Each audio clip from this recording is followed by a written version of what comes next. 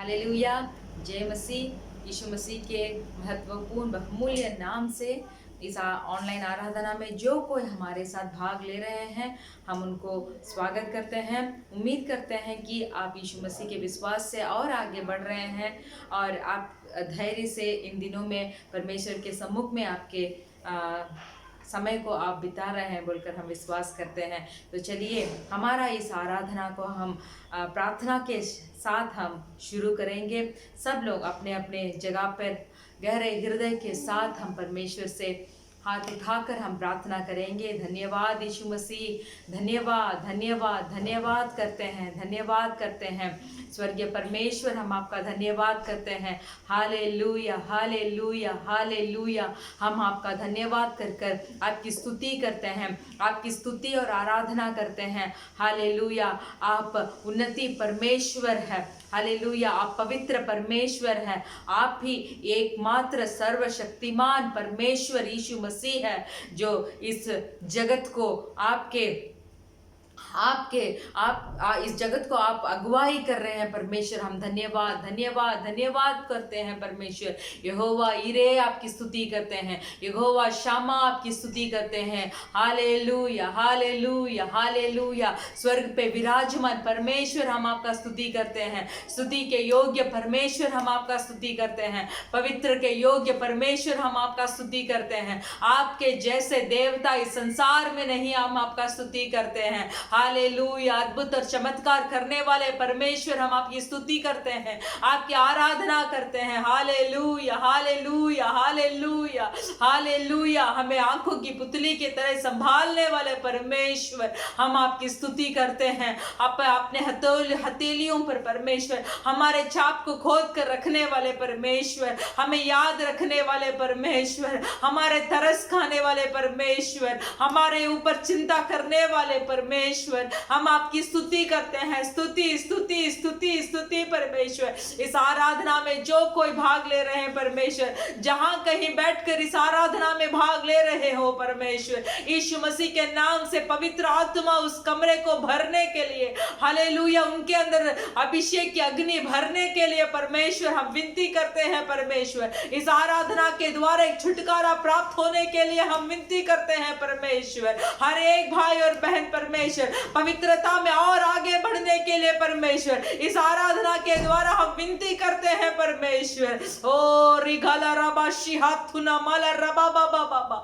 धन्यवाद पवित्र परमेश्वर, धन्यवाद पवित्र परमेश्वर। हर एक विश्वास में और आगे बढ़ने के प्रयत्न उठाने के लिए हम विनती करते हैं परमेश्वर। Thank you Lord.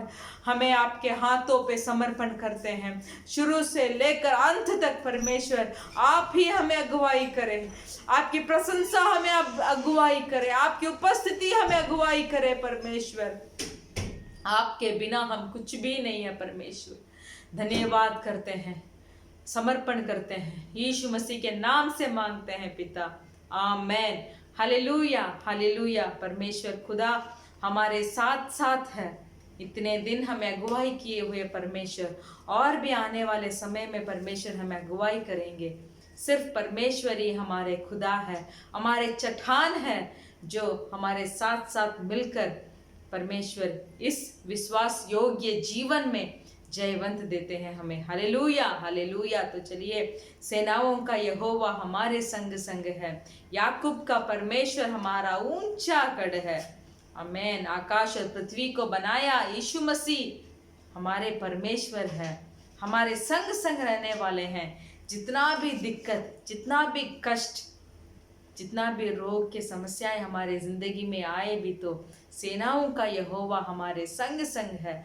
वो उस राह पे चलाने का सामर्थ, गुजरने का सामर्थ और उस चीज से हमें जयवंत प्राप्त करने का सामर्थ सिर्फ हमारा सेनाओं का यहोवा हमें देते हैं। Hallelujah hallelujah. तो विश्वास हो जाइए, दृढ़ हो जाइए, उत्साह के साथ हम मिलकर प्रभु की आराधना करेंगे। पहले गीत सेनाओं का यहोवा। हालेलुया। सेनाओं का यहोवा हमारे संग संग है, याकूब का परमेश्वर हमारा ऊंचा गढ़ है। सेनाओं का यहोवा हमारे संग संग है, याकूब का परमेश्वर हमारा ऊंचा गढ़ है। जिसने आकाश बनाया, जिसने पृथ्वी बनाई, जिसने आकाश बनाया, जिसने पृथ्वी बनाई, जो सर्वशक्तिमान प्रभु है, वो यहोवा हमारे संग संग है। जो सर्वशक्तिमान प्रभु है, वो यहोवा हमारे संग संग है। सेनाओं का यहोवा हमारे संग संग है, याकूब का परमेश्वर हमारा ऊंचा गढ़ है।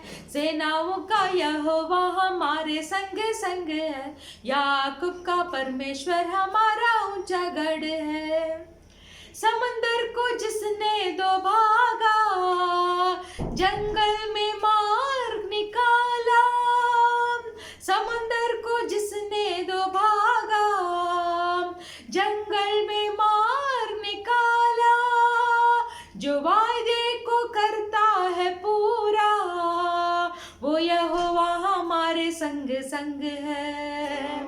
जो वायदे को करता है पूरा, वो यहोवा हमारे संग संग है।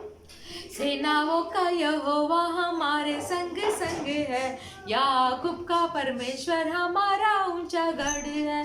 सेनाओं का यहोवा हमारे संग संग है, याकूब का परमेश्वर हमारा ऊंचा गढ़ है। लाजर को जिसने जिलाया, जक्कई को जिसने बचाया। लाजर को जिसने जिलाया, जक्कई को जिसने बचाया। जिसके लिए सब कुछ संभव है, वो यहोवा हमारे संग संग है। जिसके लिए सब कुछ संभव है, वो यहोवा हमारे संग संग है। सेनाओं का यहोवा हमारे संग संग है, याकूब का परमेश्वर हमारा ऊंचा गढ़ है। सेनाओं का यहोवा हमारे संग संग है, याकूब का परमेश्वर हमारा ऊंचा गढ़, हमारा ऊंचा गढ़ है, हमारा ऊंचा गढ़ है। हालेलुया। समुंदर को जिसने दो भागा, जंगल में मार्ग निकाला। जो वायदे को करता है पूरा, वो हमारे संग संग है। आमेन। जब हमारे चारों ओर हमें समुंदर घेरा हुआ एक अनुभव अगर हम महसूस कर रहे हैं, हम सोच रहे हैं कि चारों ओर पानी ही पानी है, मैं नींदना भी मुझे नहीं आता, मुझे तैरना भी नहीं आता है, तो मैं क्या करूं? मैं अभी इस पानी के अंदर मैं घिरूं या पानी मेरे ऊपर आए तो मैं डूब कर नीचे चले जाऊंगा बोलकर अगर हमारी ज़िंदगी इस तरीके के परिस्थिति के अंदर गुजर रहा है, तो मेरे प्रिय भाई और बहनों, हमारा ये विश्वास है, जब मिस्र देश से इज़राइल लोगों को हमारे यीशु मसीह ने छुड़वा कर मूसा के द्वारा अगुवाई कर कर उन्हें लेके आए, तो 40 वर्ष उस जंगल में परमेश्वर ने उनका अगुवाई किया। सिर्फ जो विश्वास के योग्य नहीं थे, जो प्रभु की आराधना करने में योग्य जो नहीं थे, या परमेश्वर यहोवा के विरुद्ध जो उठे थे, उन्हीं को यहोवा परमेश्वर ने नष्ट किया। बल्कि जो विश्वास में दृढ़ थे, जो विश्वास में आगे आगे बढ़ते रहे थे, तो उनको परमेश्वर ने सारे राह पर अगुवाई किया है। तो मेरे प्रिय भाई और बहनों, अगर हमारी ज़िंदगी ऐसे हम महसूस कर रहे हैं, हम सोच रहे हैं कि मेरे चारों ओर पानी से भरा हुआ है, मुझे तैरना नहीं आता है, इस पानी को मेरे लिए कौन दो भागा करेगा, तो हमारे परमेश्वर यहोवा जो अद्भुत और चमत्कार करने वाले हैं, वो परमेश्वर हमारे सामने जितने भी दीवार बनकर पानी खड़े हुई हो तो भी उसको दो भागा करने में, या तो उसको हमारे जिंदगी से हटाने के लिए योग्य सिर्फ एक ही है, वो है एकमात्र सर्वशक्तिमान परमेश्वर यीशु मसीह। वही काबिल है हमारे जिंदगी की परेशानियों के बीच में एक उसमें से हम कैसे हमारे विश्वास को और आगे बढ़ाए बोलकर हमें सिखाने वाले परमेश्वर। परेशानियों के बीच में गुजरते वक्त, कष्ट के बीच में गुजरते वक्त हमारे परमेश्वर यहोवा देखते हैं कि हमारा विश्वास किसके ऊपर है, हमारा जो भरोसा है हम किसके ऊपर रखे हैं। क्या वो लाल समुद्र को दो भागा करने वाले परमेश्वर यहोवा के ऊपर हमारा विश्वास है? नहीं तो हम अभी भी मनुष्यों के ऊपर हमारे विश्वास को रखे बैठे हैं कि ये मनुष्य मेरे लिए ये काम कर बैठेगा। नहीं मेरे प्रिय भाई और बहनों, मनुष्य तो हमारा मुंह को देखता है, फिर भी हमारे परमेश्वर यहोवा हमारे हृदय को जांच कर देखने वाले परमेश्वर है। तो जो परमेश्वर आकाश और पृथ्वी को बनाया, जो परमेश्वर समुद्र को दो भागा कर उसके बीच में से इजराइली लोगों को अगुवाई कर लेके गया, और जो परमेश्वर मरे हुए मुर्दे को जिंदा उठाता है, जिलाता है, वो परमेश्वर के ऊपर इस अंतिम दिनों में हमारे विश्वास को हम रखेंगे। Hallelujah, hallelujah. तो चलिए, यहोवा मेरा चरवाहा है, कोई घटी मुझे नहीं है, विश्वास से हम गाएंगे। आमेन। यहोवा चरवाहा मेरा, कोई घटी मुझे नहीं है, हरी चराइयों में जे स्नेह से चराता वो है। यहोवा चरवाहा मेरा, कोई घटी मुझे नहीं है, हरी चराइयों मुझे स्नेह से चराता वो है। मृत्यु के अंधकार से मैं जो जाता था, प्रभु यीशु करुणा से तसल्ली मुझे दी है। मृत्यु के अंधकार से मैं जो जाता था, प्रभु यीशु करुणा से तसल्ली मुझे दी है। यहोवा चरवाहा मेरा, कोई घटी मुझे नहीं है, हरी चराइयों मुझे स्नेह से चराता वो है। शत्रुओं के सामने मेज को बिछाता वो है। प्रभु ने जो तैयार की, मन मेरा मगन है। शत्रुओं के सामने मेज को बिछाता वो है। प्रभु ने जो तैयार की, मन मेरा मगन है। यहोवा चरवाहा मेरा, कोई घटी मुझे नहीं है, हरी चराइयों मुझे स्नेह से चराता वो है। सिर पर वो तेल मला है, अभिषेक मुझे दिया है। दिल मेरा भर गया है और उमड़ भी रहा है। सिर पर वो तेल मला है, अभिषेक मुझे किया है।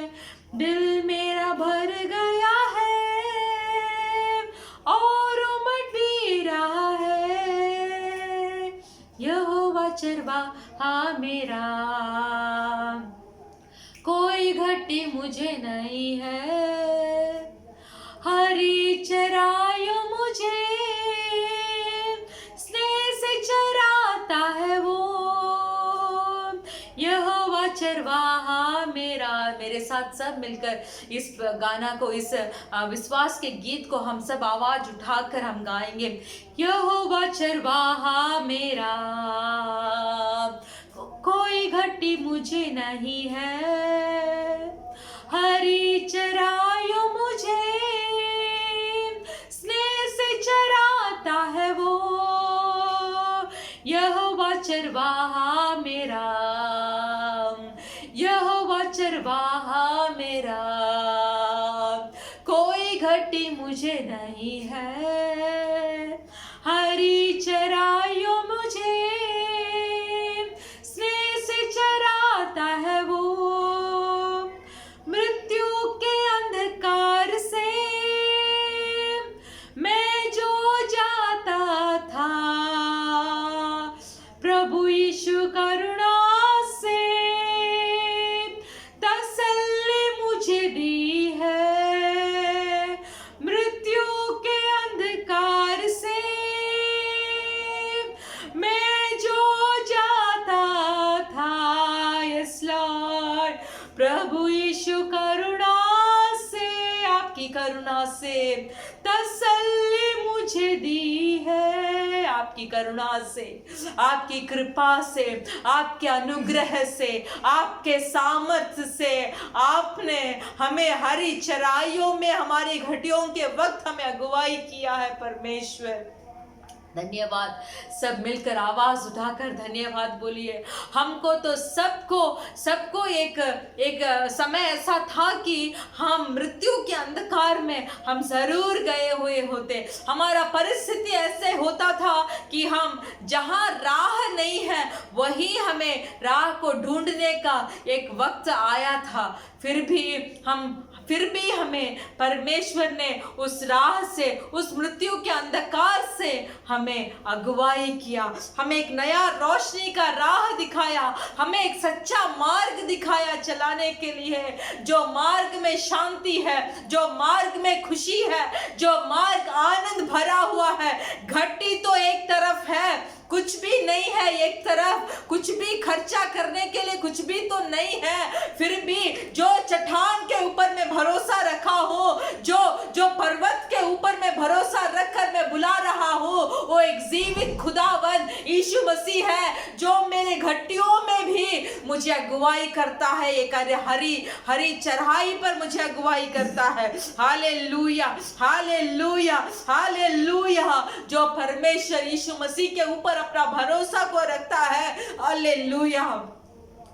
जो कुछ भी हमारे हाथ में नहीं है भी तो फिर भी हमारे परमेश्वर यीशु मसीह अद्भुत तरीके से हमें अगुवाई करते हैं। मेरे प्रिय भाई और बहनों, सोचिए मत मेरा राह क्यों एक मृत्यु के अंधकार में जा रहा है, क्यों मेरा आत्मा सूखी सूखी पड़ी है। Hallelujah, hallelujah.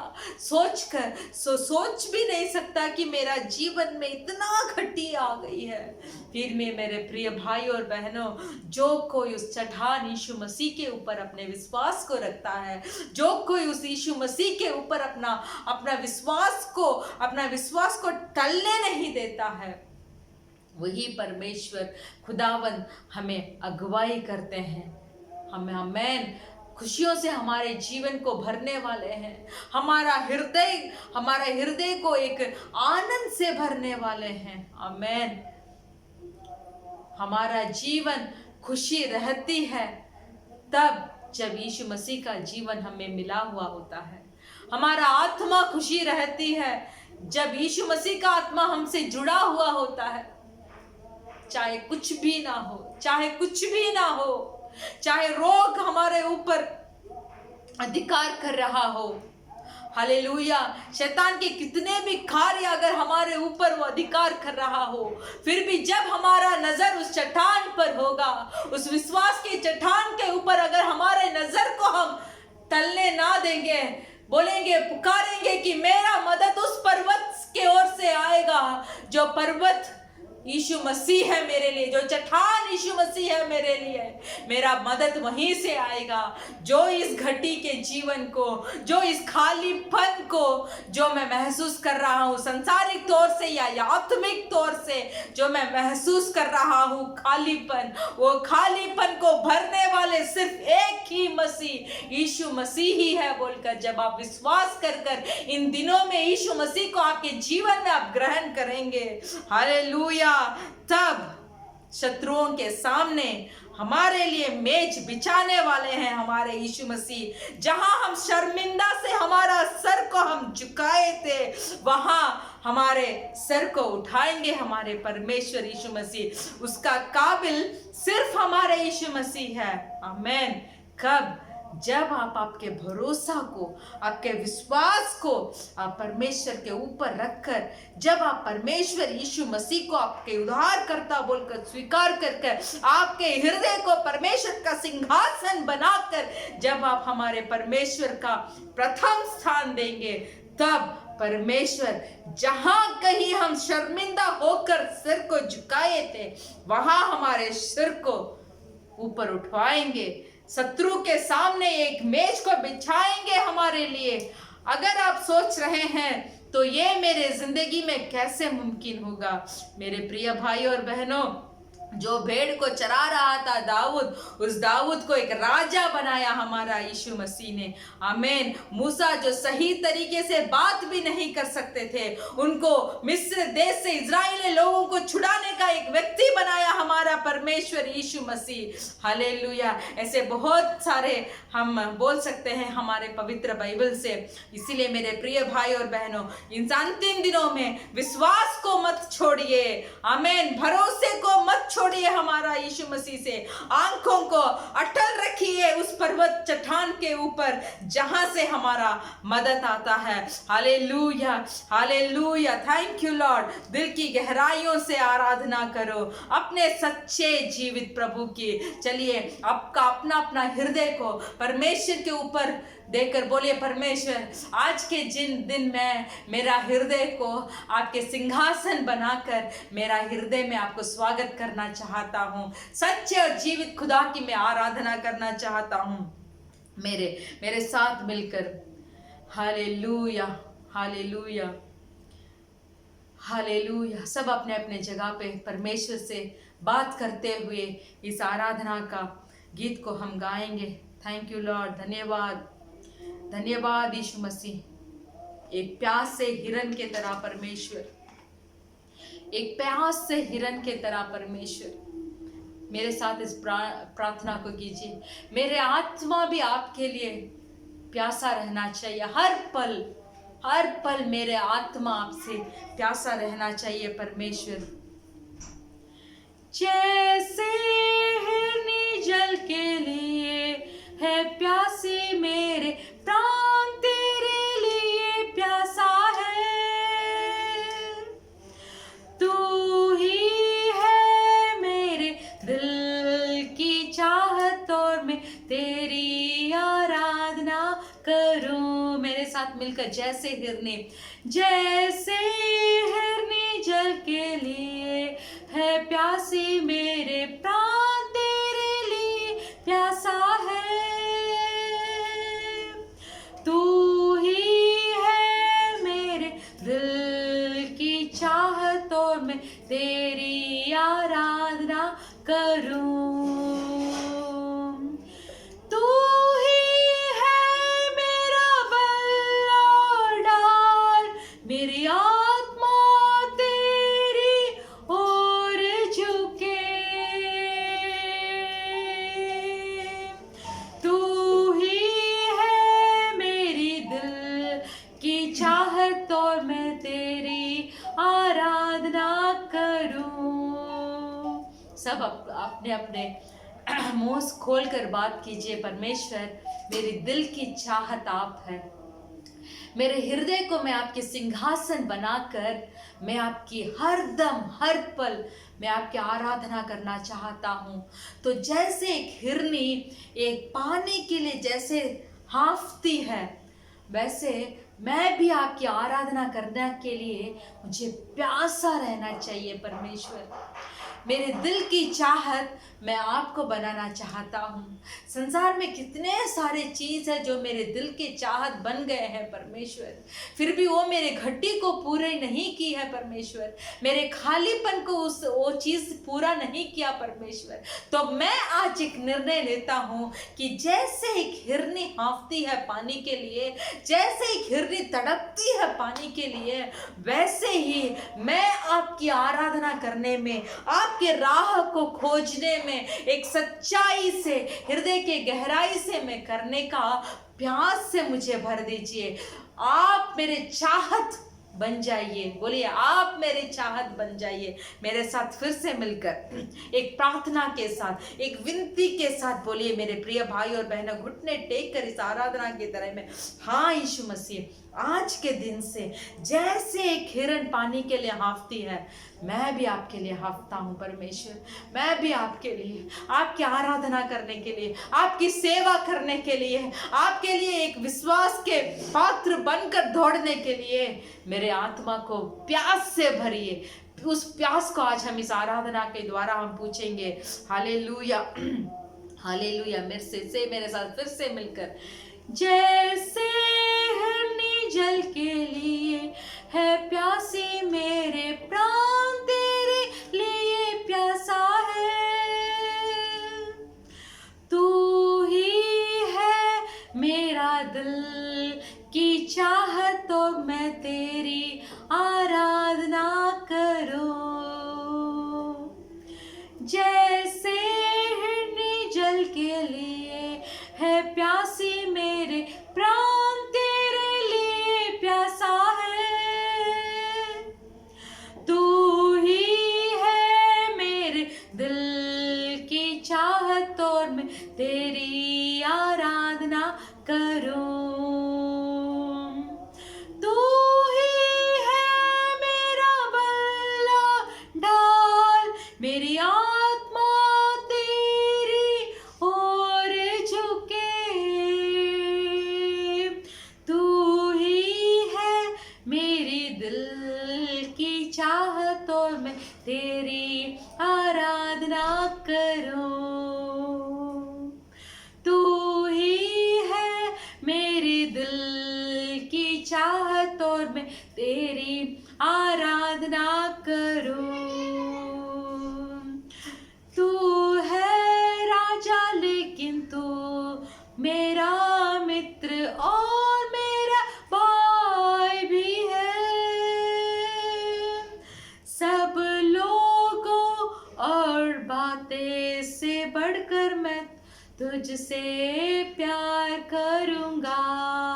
यस लॉर्ड, सब लोगों से बोलिए, मुंह खोलकर परमेश्वर से इस बात को बताइए, सब लोगों से और सब बात से बढ़कर मैं तुझसे प्यार करूंगा परमेश्वर, मैं तुझसे प्रेम करूंगा परमेश्वर। तो आपका उस प्यास से मुझे भरिए ताकि जी भर कर मैं आपसे प्रेम कर पाऊं। उस प्यास से आज मुझे भरिए ताकि मैं जी भर कर आपसे प्रेम कर पाऊं परमेश्वर। मेरे बुद्धि, मेरे समझ, मेरे आत्मा, मेरे प्राण, मेरे बल से लेकर परमेश्वर मैं आपसे प्यार कर पाऊं, मैं आपसे प्रेम कर पाऊं परमेश्वर। उस अभिषेक से आज मुझे भरी है, उस प्रेम से आज मुझे भरी है, उस प्यास से आज मुझे भरी है कि मैं जी भर परमेश्वर सारे लोगों से बढ़कर, सारी बातों से बढ़कर मैं आपसे प्रेम करूंगा, मैं आपसे प्रेम करूंगा। मुझे जिंदा किया परमेश्वर, मैं आपसे प्रेम करूंगा। मुझे हर एक समय मौका देने वाले परमेश्वर, मैं आपसे प्रेम करूंगा, आपसे प्रेम करूंगा। सारे बल से, सारे आत्मा से, सारे प्राण से मैं आपसे ही प्रेम करूंगा। मुझे आप ठुकराने नहीं देते परमेश्वर, धन्यवाद। Hallelujah, hallelujah. रिगारा बाबा बाबा, धन्यवाद। सब बोलिए, मुझे आपसे प्रेम करना है परमेश्वर इस अंतिम दिनों में परमेश्वर। हालेलुया, आपके ढूंढने के प्यास से मुझे भरिए। और रिघाराबाशी हाथुना माला रबा, आपको ढूंढ कर, खोज कर, हालेलुया, इस हृदय के पलकों में आपके वचनों को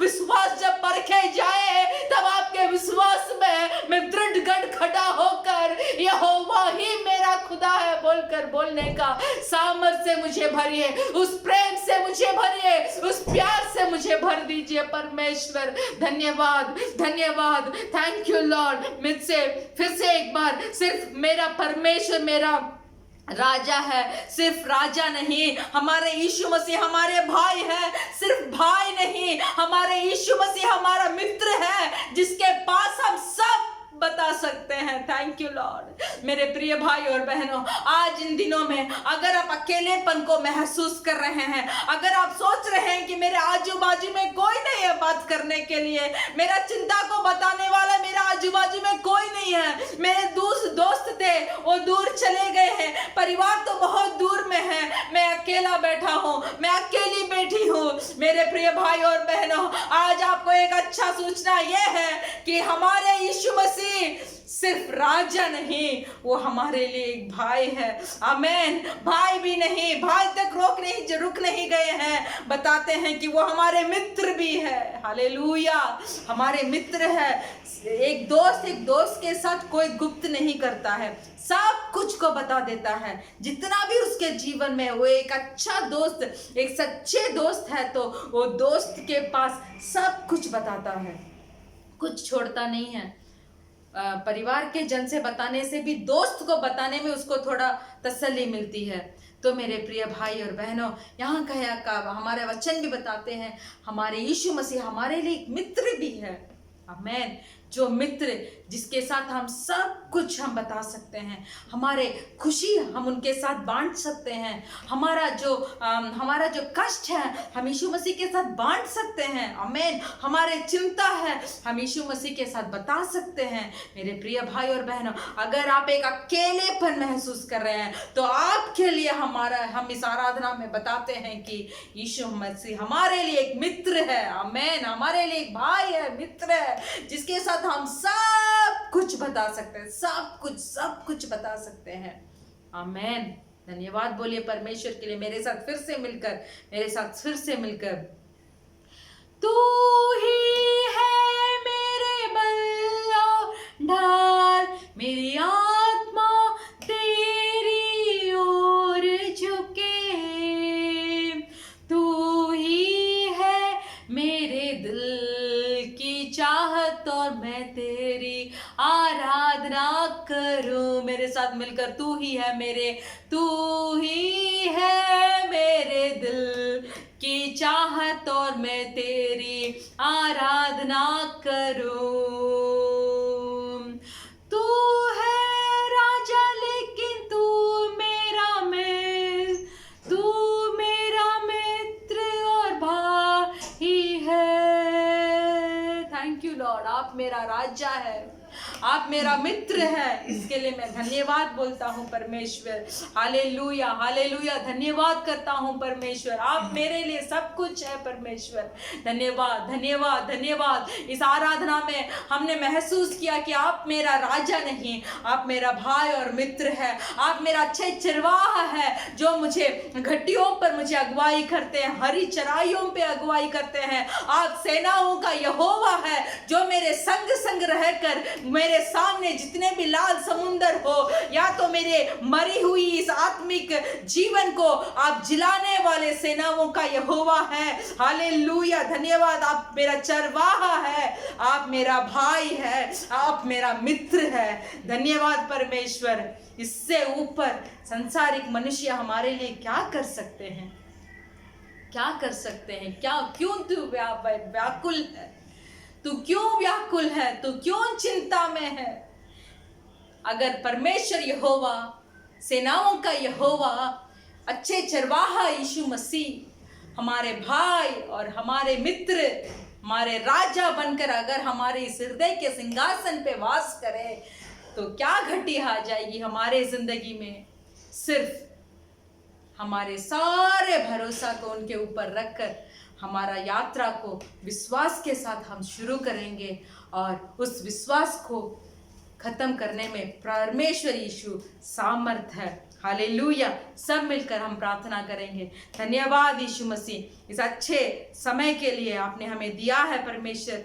हमने अच्छे से आराधना किया। इस आराधना में आपने बहुतों को छुटकारा देकर उनके साथ आपने बात किया। हम विश्वास करते हैं जहाँ कहीं हमारे भाई और बहन कलीसिया परिवार के लोग जहाँ कहीं बैठकर मैं अकेला हूँ बोलकर महसूस करते हैं, तो भी परमेश्वर आप एक मित्र बनकर, आप एक भाई बनकर उनके आत्मा में भर कर परमेश्वर उनके सारी घटियों को दूर कर कर परमेश्वर एक सेनाओं का यहोवा बनकर उनके साथ रहने के लिए हम विनती करते हैं परमेश्वर।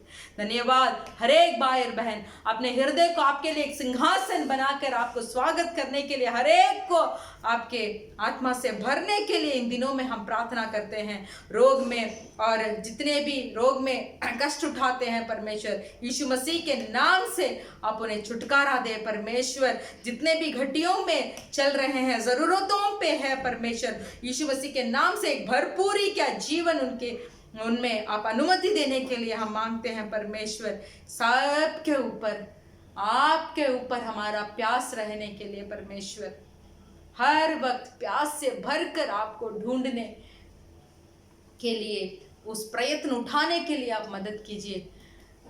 हिरनी जैसे एक पानी को ढूंढने के लिए जाती है, पानी मिलने के बाद कितना खुशी होती है, उससे भी ज्यादा से ज्यादा आनंद से जब हम आपको ढूंढकर हमारे जीवन को आपके हाथों में हम समर्पण कर देंगे, तो उतनी खुशी से आप हमारे जीवन को भर दीजिए। यीशु मसीह के नाम से हम मांगते हैं पिता, आमेन। हम जहीं कहीं हैं, हम हमारे हाथ के बाइबल को उठा लेंगे। बाइबल में भजन संगीता को हम पढ़ेंगे। भजन संगीता 42, Psalms 42, भजन संगीता 42 पढ़ेंगे। सब अपने आवाज उठाकर वचनों को जोर से पढ़िए ताकि वचन हमारे अंदर क्रिया करे। Hallelujah, amen. Thank you Lord. Bhajan Sangita 42। जैसे हिरनी नदी के जल के लिए हाँफती है, वैसे ही हे परमेश्वर मैं तेरे लिए हाँफता हूँ। जीवित ईश्वर, हाँ परमेश्वर का मैं प्यासा हूँ। मैं कब जाकर परमेश्वर को अपना मुंह दिखाऊंगा। मेरे आंसू दिन और रात मेरा आहार हुए हैं, और लोग दिन भर मुझसे कहते रहते हैं तेरा परमेश्वर कहाँ है। यह स्मरण करके मेरा प्राण शौकित हो जाता है कि मैं कैसे भीड़ के संग जाया करता था। मैं जय जयकार कर और धन्यवाद के साथ उत्सव करने वाली भीड़ के बीच में परमेश्वर के भवन को धीरे धीरे जाया करता था। हे मेरे प्राण, तू क्यों घिर जाता है? तू अंदर ही अंदर क्यों व्याकुल है? परमेश्वर पर आशा लगाए रहे, क्योंकि मैं उसके दर्शन से उधार पाकर फिर उसका धन्यवाद करूंगा। हे मेरे परमेश्वर, मेरा प्राण मेरे भीतर घिर जाता है, इसीलिए मैं यरदन के पास के देश से और हरमोन के पहाड़ों और मिस्गार की पहाड़ी के ऊपर से तुझे स्मरण करता हूँ। तेरी जलधाराओं का शब्द सुनकर जल जल को पुकारता हूँ। तेरी सारी तरंगों और लहरों में मैं डूब गया हूँ। तो भी दिन को यहोवा अपनी शक्ति और करुणा प्रकट करेगा, और रात को भी मैं उसका गीत गाऊंगा और अपने जीवनदाता ईश्वर से प्रार्थना करूंगा। मैं ईश्वर से जो मेरी चट्टान है कहूंगा, तू मुझे भूल गया। मैं शत्रु के अंदर के अंधेरे के मारे क्यों शोक का पहराव पहने हुए चलता फिरता हूँ। मेरे सताने वाले जो मेरे निंदा करते हैं, मानो उससे मेरी हड्डियां चूर चूर होती है, मानो कठार से छिदी जाती है, क्योंकि वे दिन भर मुझसे कहते रहते हैं तेरा परमेश्वर कहाँ है। हे मेरे प्राण, तू क्यों घिर जाता है? तू अंदर ही अंदर क्यों व्याकुल है? परमेश्वर पर भरोसा रख, क्योंकि वह मेरे मुख की चमक और मेरा परमेश्वर है। मैं फिर उसका धन्यवाद करूंगा। हालेलुया। हे मेरे प्राण, तू क्यों घिर जाता है? तू अंदर ही अंदर क्यों व्याकुल है? तू क्यों परेशानी में है? तू क्यों चिंता करता है तेरे भविष्य के बारे में, या तेरे परिवार के बारे में, या अपने आप के बारे में, या आपके नौकरी के बारे में? क्यों चिंता उठाते हैं? क्योंकि हमारा परमेश्वर जो है हमारे शुद्धि लेने वाले परमेश्वर है। आमेन। सिर्फ हमारा भरोसा उनके ऊपर, आमेन, जो हमारे मुख को चमकाने वाले परमेश्वर है। अगर जैसे हमने आराधना में कहा था, अगर हमारा मुंह शर्मिंदा में डूब गया है, शर्मिंदा में हमारा मुंह नीचे गिर गया या सर नीचे गिर गया है, फिर भी हमारा मुंह को चमकाने वाले एक ही भरोसामंद परमेश्वर हमारे साथ है।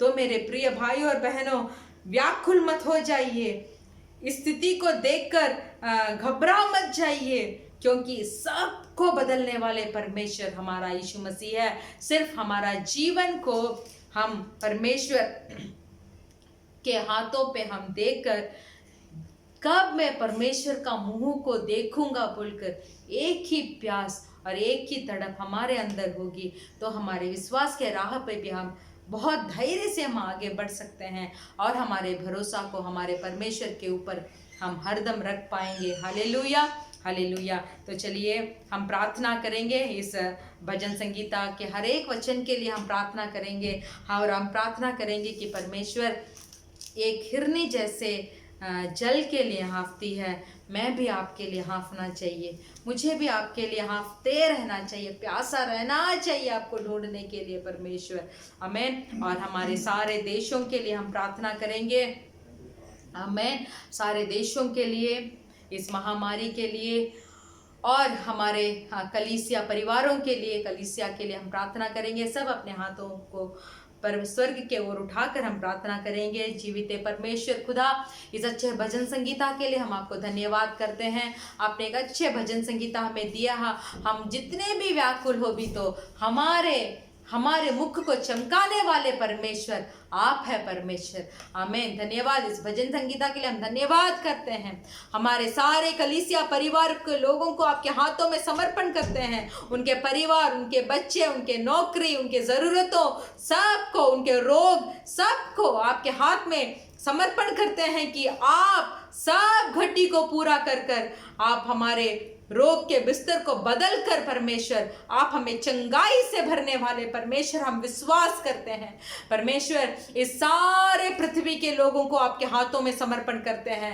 यीशु मसीह जिंदा खुदा है बोलकर आपको स्वीकार कर आप उधार पाकर आप ही जिंदा खुदा है बोलकर अब परमेश्वर आपको ग्रहण करने के सामर्थ हर एक मनुष्य को दीजिए परमेश्वर, आमीन। आप पापियों के ऊपर भी करुणा करने वाले परमेश्वर, पापियों, धर्मी और अधर्म लोगों के ऊपर बारिश को लेके आने वाले परमेश्वर है, पवित्र परमेश्वर आप।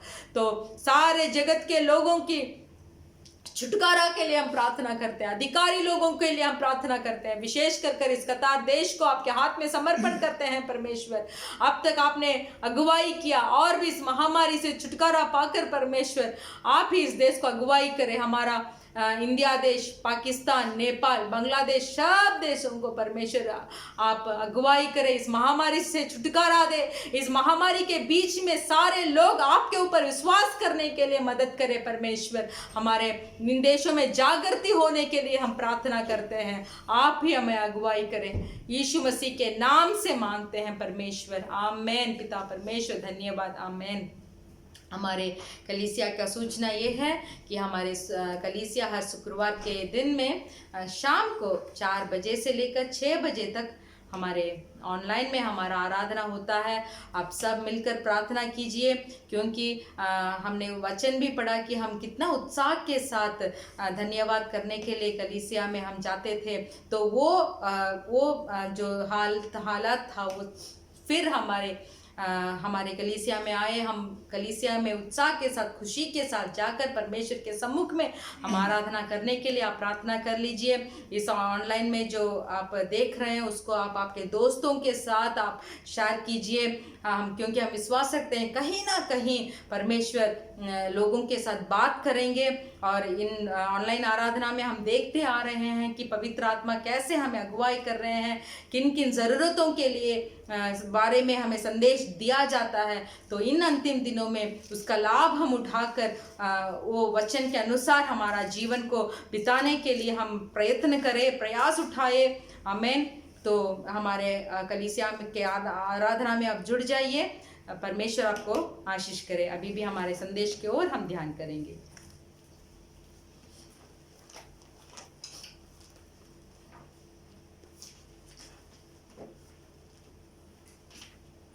ஹல்லேலூயா. हालेलुया। இயேசு கிறிஸ்து நாமத்தில் உங்களை ஒவ்வொருவரையும் வாழ்த்திக் கொள்கிறோம். यीशु मसीह के नाम से हम हर एक को हम स्वागत करते हैं। எல்லாம் எப்படி இருக்கீங்க? आप सब कैसे हैं? ஒவ்வொரு நாளும் ஜெபிக்கிறீங்களா? प्रतिदिन प्रार्थना करते हैं क्या? கர்த்தர் உங்களுக்கு போதுமானவராக இருக்கிறாரா? क्या परमेश्वर आपके लिए भला है?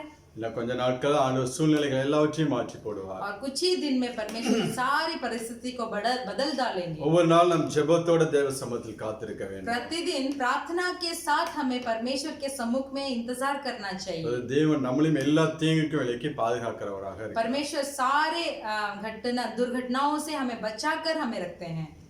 நல்ல தயவு செய்து ஒவ்வொரு நாளும் ஜெபம் பண்ணுங்க, தேசங்களுக்காக ஜெபம் பண்ணுங்க. इसलिए कृपा कर प्रतिदिन आप प्रार्थना कीजिए, देश के लिए आप प्रार्थना कीजिए। உங்களால் முடிந்த அளவுக்கு நீங்கள் ஊழியம் செய்யுங்க. जितना तक हो आप परमेश्वर का सेवगाई कीजिए। கர்த்தர் உங்களை ஆசீர்வதிப்பார். परमेश्वर आपको आशीष करे। இந்த நாள் வேத வார்த்தைக்கு நேராக நாம் கடந்து செல்லலாம். आज भी हमारे वचन के ओर हम ध्यान करेंगे। நீதிமொழிகள் 28வது அதிகாரம் नीति वचन का पुस्तक उसका 28 अध्याय 20வது வசனத்தை வாசிக்கலாம். उसका 20वां वचन को हम पढ़ेंगे। नीति वचन का पुस्तक 28 अध्याय उसका 20वां वचन को हम पढ़ेंगे। सच्चे मनुष्य और बहुत आशीर्वाद होते रहते हैं, परंतु जो धनी होने में उतवाली करता है वह निर्दोष नहीं ठहरता।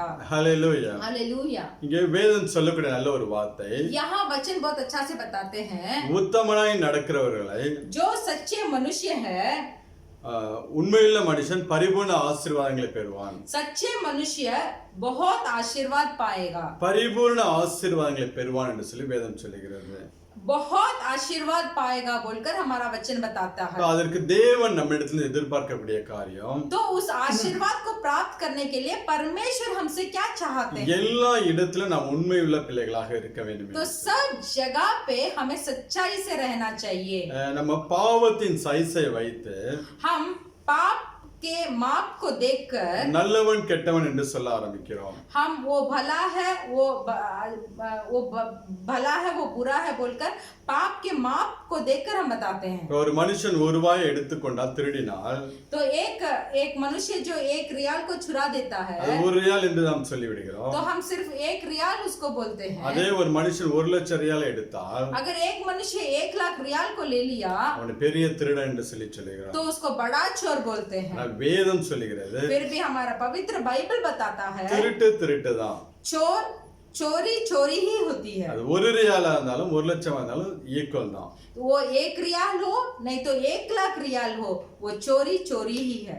ஏன்னா நம்ம வந்து சட்டத்தை உடைக்கிற பிள்ளைகளாக இருக்கிறோம். क्योंकि हम कानून को तोड़ने वाले मनुष्य हैं। அதனால தேவன் சொல்ல எல்லா இடத்திலும் நீ உண்மையுள்ள மனுஷனாய் இரு. इसीलिए परमेश्वर हमसे बताते हैं सब जगह पर तू सच्चाई से रहे। அப்படி உண்மையுள்ள மனுஷனாய் இருக்கும்போது பரிபூர்ண ஆசீர்வாதங்களை, जब हम सच्चाई से जिएंगे तब हम बहुत आशीर्वाद को प्राप्त करेंगे। சகல விதமான ஆசீர்வாதங்கள் தேவன் நம்முடைய வாழ்க்கையில கொடுக்கிறவராக இருக்கிறார். सब तरीके के आशीर्वाद को परमेश्वर हमारे जीवन में हमें देंगे। இந்த உலக பிரகாரமான வாழ்க்கையிலும், इस संसारिक जीवन में ஆவிக்குரிய வாழ்க்கையிலும் और आत्मिक जीवन में தேவன் எல்லா ஆசீர்வாதங்களை கொடுக்கிறவராக இருக்கிறார். परमेश्वर सब आशीर्वाद को हमें देते हैं। அந்த அளவுக்கு நாம் தேவனுக்கு உண்மையுள்ள பிள்ளைகளாக இருக்க तो வேண்டும். उतना तक परमेश्वर को हमें सच्चाई से रहना चाहिए। நமக்கு நன்றாக தெரியும், हमें अच्छा से पता है மோசே எவ்வளவாய் எடுத்து தேவன் பயன்படுத்தினார் என்று சொல்லி. मूसा को परमेश्वर ने कितना तक प्रयोग किया, அதற்கு அவனிடத்தில் காணப்பட்ட ஒரு தகுதி, तो उसके अंदर एक योग्य पाया गया था। அவன் தேவனுடைய வீட்டில் எங்க உண்மையுள்ளவனாக वो இருந்தான். परमेश्वर के घर में जहाँ था वहाँ सच्चाई से था। எல்லா காரியத்திலும் உண்மையுள்ளவனாக இருந்தான். सब कामों में वो सच्चाई था। அவன் தேவனிடத்தில் விசாரிக்காமல் ஒரு காரியத்தையும் செய்ய மாட்டார். परमेश्वर से बिना पूछे मूसा कोई काम नहीं करते थे। தேவன் சொல்லுகிறத அப்படியே செய்வார் என்று சொல்லி வேதம் சொல்லுகிறது. पवित्र बाइबल बताती है वचन जो बताता है मूसा वही करते थे।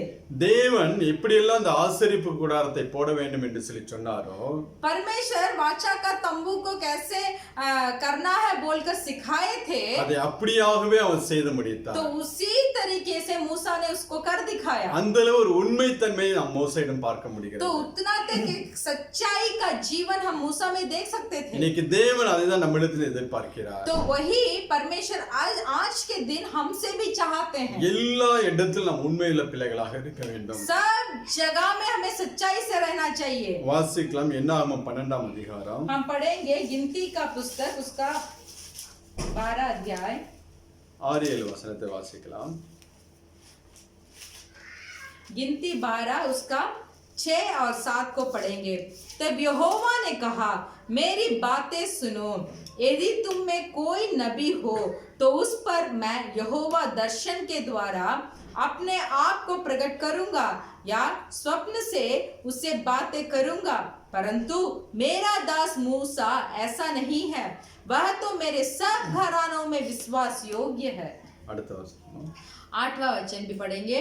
उससे मैं गुप्त रीति से नहीं परंतु आमने सामने और प्रत्यक्ष होकर बात करता हूँ, और वह यहोवा का स्वरूप निहारने पाता है।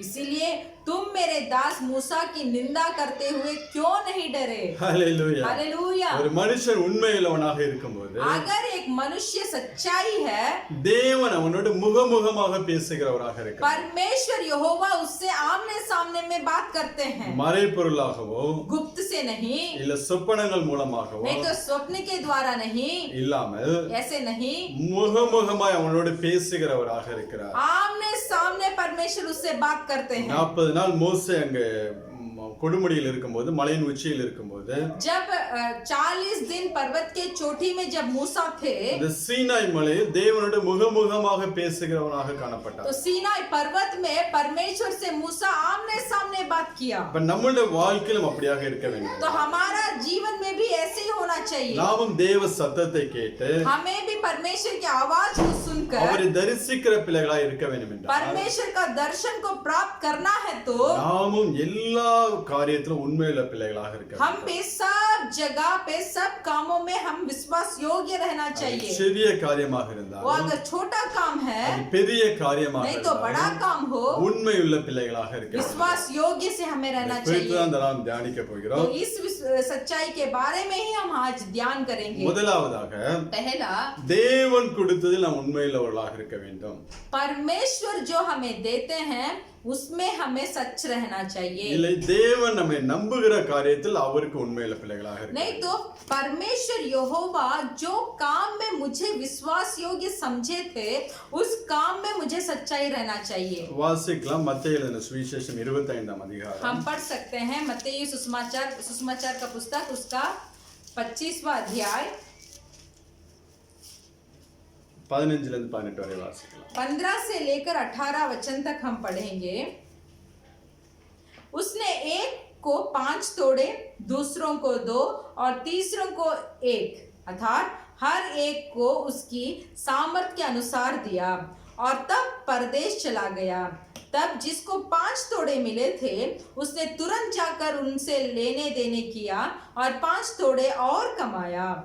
इसी रीति से जिसको 2 मिले थे उसने भी 2 और कमाया, परंतु जिसको 1 मिला था उसने जाकर मिट्टी खोदी और अपने स्वामी के रुपए छिपा दिया।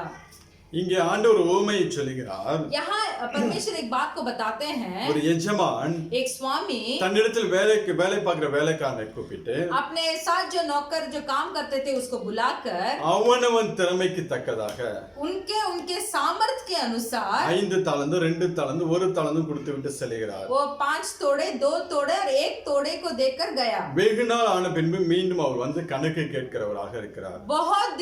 बहुत दिन होने के बाद फिर से आकर उन नौकर से हिसाब किताब पूछते हैं। அதுல 5 தாலந்து வாங்கினவன் उसमें जो 5 तोड़े जो पाया था வேற 5 தாலந்தை சம்பாதித்து அவரிடத்தில் திருப்பி கொடுக்கிறான். और 5 तोड़े को कमाकर मालिक के पास दिया। 2 தாலந்தை வாங்கினா அப்படியாக வேற 2 தாலந்தை சம்பாதித்து திரும்பி கொடுக்கிறான். 2 तोड़े को जो पाया था वो और 2 तोड़े को कमाया और उसके मालिक के पास दिया। ஆனா 1 தாலந்தை வாங்கின மனுஷனோ फिर भी जो 1 तोड़े जिसको मिला था அதை புதைத்து வைத்து उसको मिट्टी में छिपाकर அவர் வரும்போது அதை அப்படியாவே திருப்பி கொடுக்கிறான். जब मालिक आते हैं वह वैसे ही मिट्टी से उसको खोद कर बाहर निकाल कर वो वैसे ही दे देते அப்ப हैं। அங்க 5 தாலந்தை வாங்கினவன் 5 தாலந்து சம்பாதித்து அதை சேர்த்து கொடுக்கும்போது अगर 5 तोड़े के पाया हुआ व्यक्ति और 5 को कमाकर मालिक के पास देता है இங்க எஜமான் அவனை பார்த்து சொல்லக்கூடிய காரியம் तो मालिक उसको देखकर बताते हैं 20-21 வசனங்களை வாசிக்கலாம். 20 और 21 पढ़ेंगे।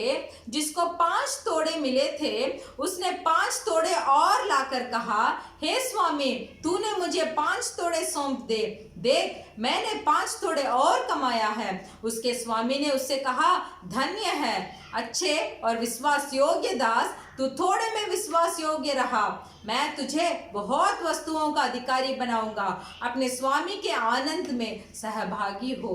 ஆண்டவர் அழகாக சொல்லுகிறார். या परमेश्वर कितना अच्छा से बताते அந்த हैं 5 தாலந்து வாங்கின 5 தாலந்து சம்பாதித்து திருப்பி கொடுக்கும்போது जब वो 5 तोड़े को पाया हुआ व्यक्ति और 5 को कमाकर उसके मालिक के पास जब देता है உத்தம உண்மையுள்ள ஊழியக்காரனே अच्छे और विश्वास योग्य दास, கொஞ்சத்தில் உண்மையா இருந்தால் तू थोड़े में विश्वास योग्य रहा, அநேகத்தின் மேல் உன்னை அதிகாரியாக வைப்பேன் என்று சொல்லி मैं तुझे बहुत वस्तुओं का अधिकारी बनाऊंगा। அவன் எஜமானுடைய சந்தோஷத்துக்குள் பிரவேசி என்று சொல்லுகிறார். तो कहते हैं अपने स्वामी के आनंद में सहभागी हो। இந்த ஊமையில் நாம் பார்த்தோம் என்றால் अगर इस वचन को सब हम देखेंगे ஆண்டவர் அவனவன் திறமைக்கு தக்கதாக தாளந்துகளை கொடுக்கிறார். परमेश्वर जिनको जितना सामर्थ है उतना ही तोड़े को देते हैं। இந்த பூமியில் தான் படைத்த எல்லா மனிதர்களுக்கும் ये पृथ्वी में जितना मनुष्य को उन्होंने सृष्टि किया है ஆண்டவர் தாளந்துகளை வைத்திருக்கிறார். परमेश्वर उनके अंदर एक योग्यता को रखे हैं। அந்த மனிதன் மூலம் वो मनुष्य के द्वारा தேவனுடைய நாமம் மகிமைப்படும்படியாக परमेश्वर का नाम महिमा होने के சில लिए தாளந்துகளை அவனுக்குள்ளே வைத்திருக்கிறார். कुछ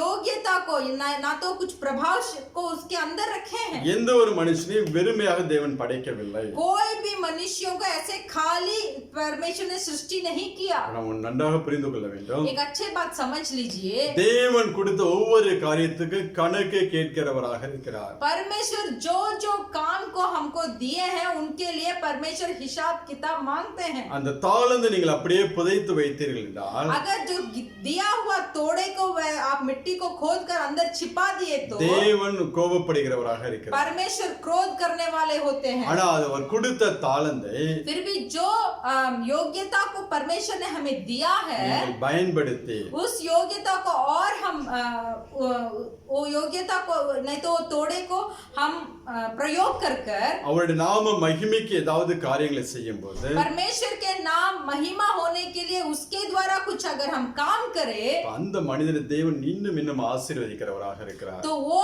मनुष्य को परमेश्वर बहुत आशीर्वाद करते हैं। நம்மளிடத்தில் கொடுத்ததுக்கு மாத்திரம் தான் கணக்கு கேட்பார். परमेश्वर जितने हमें दिए हैं उनके बारे में ही हमसे पूछताछ करते हैं। அதற்கு மேலான காரியங்களை குறித்து நம்ம இடத்துல கேட்க மாட்டார். उसके ऊपर कोई भी काम के बारे में परमेश्वर हमसे हिसाब नहीं पूछेंगे। 5 தாளந்து வாங்கின மனுஷன் जो 5 तोड़े को पाया था அவனிடத்துல 5 தாளந்துக்கு உண்டான கணக்கை கேட்டார். तो वो मनुष्य को परमेश्वर सिर्फ वो 5 तोड़े के बारे में ही पूछे। 2 தாளந்து வாங்கினது 2 தாளந்துக்கு உண்டான கணக்கை கேட்டார். तो 2 तोड़े को जो मनुष्य लिया था उसको परमेश्वर ने 2 तोड़े के बारे में ही पूछे। இப்ப தேவன் நம்மிடத்திலும் तो परमेश्वर हमारे पास भी கணக்கு கேட்பார். हिसाब पूछेंगे। அவர் கொடுத்த ஒவ்வொரு தாளந்துகளுக்கும் परमेश्वर जितना भी तोड़े हमें दिए हैं, அவர் கொடுத்த கிருபைகளுக்கும் परमेश्वर जो कृपा हमको दिए हैं, தேவன் நம்முடைய வாழ்க்கையில் கொடுத்த ஆசீர்வாதத்துக்கும் परमेश्वर हमारे जिंदगी में जो आशीर्वाद को दिए हैं, கணக்கு கேட்கிறவராக இருப்பார். परमेश्वर उसके बारे में हिसाब मांगेंगे। நீங்க வாசினா லூக்கா 15ஆம் அதிகாரம் आप पढ़ेंगे लूका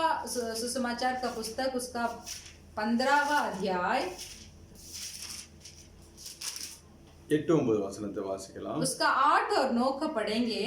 या कौन सी ऐसी स्त्री होगी जिसके पास 10 सिक्के हो और उनमें से एक खो जाए तो वह दिया जलाकर और घर झाड़ बुहाकर जब तक मिल न जाए जी ललकार कर खोजते ना रहे, और जब मिल जाता है तो वह अपनी सखियों और पड़ोसियों को इकट्ठा करके कहती है, मेरे साथ आनंद करो क्योंकि मेरा खोया हुआ सिक्का मिल गया है। இங்கே ஒரு ஸ்திரியை குறித்து ஆண்டவர் சொல்கிறார். यहाँ परमेश्वर एक स्त्री के बारे में बताते அவளுக்கு हैं 10 வெள்ளிக்காசு இருக்கும்போது उसके पास 10 सिक्के थे। ஒரு வெள்ளிக்காசு தொலைந்து போனதுக்கு அப்புறம் वो एक उनमें से एक सिक्का जब खो जाती है அதை தேடி கண்டுபிடிக்காமல் இருப்பாளா? वो अगर उसको ढूंढती नहीं है क्या? அதை ஜாக்கிரதையை தேடி கண்டுபிடிப்பாள் என்று சொல்லுகிறார். बहुत सावधान से उसको खोज कर निकालेगी बोलकर वचन बताता है। ஒரு வெள்ளிக்காசு போயிட்டு பாக்கி 9 வெள்ளிக்காசு இருக்கு என்று சொல்லி திருப்திப்படவில்லை. वो ऐसे नहीं तृप्त हुई कि एक चांदी का सिक्का खो गया फिर भी मेरे पास 9 सिक्के और है। அந்த தொலைந்து போன வெள்ளிக்காசை தேடி கண்டுபிடிக்கிறவளாக இருக்கிறார். तो वो खोए हुए सिक्के को ढूंढ कर निकालती है। எனக்கு அன்பான தேவ பிள்ளைகளே, मेरे प्रिय लोगों, தேவன் இன்னைக்கு உங்களுக்கு கொடுத்த தாளந்து எவ்வளவு தாளந்து நீங்க தொலைத்து போயிருக்கிறீர்கள். परमेश्वर आपके जिंदगी में दिया हुआ कितने तोड़ों को आपने खो दिए हैं। இல்ல எவ்வளவு தாளந்து நீங்கள் அப்படியே புதைத்து வைத்திருக்கிறீர்கள். नहीं तो कितना तोड़े को आपने मिट्टी में खोद कर छिप रखा है। கொஞ்சம் நீங்க தேவ சமூகத்துல உட்கார்ந்து थोड़े आप परमेश्वर के सम्मुख में बैठकर கொஞ்சம் உங்களை ஆராய்ந்து பாருங்க. थोड़ा आपको जांच कर देखिए। தேவன் நமக்கு நல்ல ஐஸ்வரியத்தை கொடுத்திருக்கிறார் என்றால் परमेश्वर हमें अच्छा धन संपत्ति दिए हैं அதை நாம் எத்தனை இல்லாத பிள்ளைகளுக்கு கொடுத்து உதவுறவர்களாக இருக்கிறோம். तो उस धन में कितना हम जिसके पास कुछ भी नहीं है उसको हम देते हैं। தேவன் நம்மளை ஆசீர்வாதத்துக்கு காரணமே परमेश्वर हमें आशीष किए हैं उसका कारण ये है நம் மூலம் अनेகர் ஆசீர்வதிக்கப்பட வேண்டும் என்று. हमारे द्वारा बहुत आशीषों को प्राप्त करे। அது நமக்கு மாத்திரம் எனக்கு என் குடும்பத்துக்கு என் பிள்ளைகளுக்கு வேண்டும் என்று சொல்லி वो धन संपत्ति जो परमेश्वर ने हमें दिया है वो मुझे मेरे परिवार मेरे बच्चे के लिए है ऐसे ना सोचे। தேவன் கொடுத்த எல்லா ஆசீர்வாதத்தையும் परमेश्वर जो आशीर्वाद को मुझे दिया है நம்முடைய சுயத்துக்கென்று சேர்த்து வைக்க கூடாது. हमारे स्वयं के लिए हमें इकट्ठा कर कर नहीं रखना है। இல்லாத பிள்ளைகளுக்கு கொடுத்து உதவுகிறவர்களாக இருக்க வேண்டும். जिसके पास कुछ भी नहीं है उनको देकर हमें मदद करना है। தேவன் கொடுத்த ஒவ்வொன்றிலும் நம்ம இடத்துல கணக்கு கேட்பார். परमेश्वर जो कुछ हमें दिए हैं उसके बारे में परमेश्वर हिसाब मांगेंगे। நல்ல ஜெபிக்கிற தாளந்து கொடுத்தார் என்றால் अगर हमको अच्छा प्रार्थना करने का योग्य दिए हैं நீங்கள் தேசங்களுக்காக ஜெபிக்க வேண்டும். तो आप देश के लिए आपको प्रार्थना करना चाहिए। அழிந்து போகிறவர்களுக்காக நாம் ஜெபிக்க வேண்டும். जो नष्ट हो रहे हैं उनके लिए हमें प्रार्थना करना चाहिए। பரலோக ராஜ்யம் கட்டப்படுவதற்காக நாம் ஜெபிக்க வேண்டும். परलोक का राज्य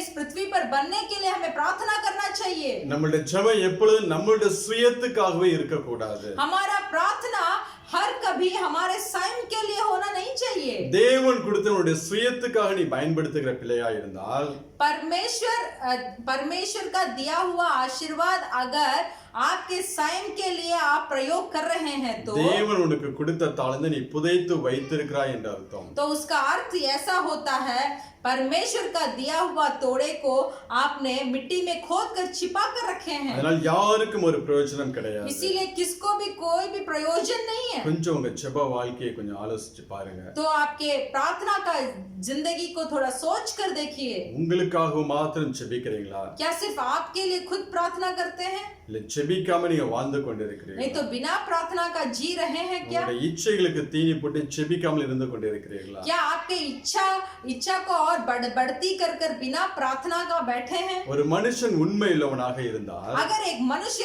विश्वास योग्य रहेगा தேவன் கொடுத்த கொஞ்ச காரியத்துல அவன் உண்மை உள்ளவனாக இருக்கும்போது वो परमेश्वर का दिया हुआ काम में थोड़ा से वो सच्चाई से रहेंगे அவனுடைய வாழ்க்கையில் எப்படியாப்பட்ட ஆசீர்வாதங்களை தேவன் கொடுக்கிறவராக இருக்கிறார் என்றால் तो परमेश्वर उनके जिंदगी में किस तरीके के आशीर्वाद को देते हैं। இங்கே பார்த்தோம் என்றால் यहाँ देखेंगे வேலைக்காரரிடத்திலே नौकर के पास அவன் திறமைக்கு தக்கதாக उनके सामर्थ्य के अनुसार தாளந்தை கொடுத்து போகிறார். तोड़े को मालिक ने दिया। அதை பெருக்கி மீண்டும் எஜமான்ட்ட கொடுக்கும்போது जब उसको और बढ़ाई कर कर मालिक के पास फिर देते समय அவனை ஆஸ்திகளுக்கு அதிகாரியாக உயர்த்துகிறார். तो उस संपत्ति का अधिकारी बनाता है वो मालिक। உண்மையுள்ள மனுஷனை தாங்க தேவன் ப்ரமோட் பண்ணுவார்.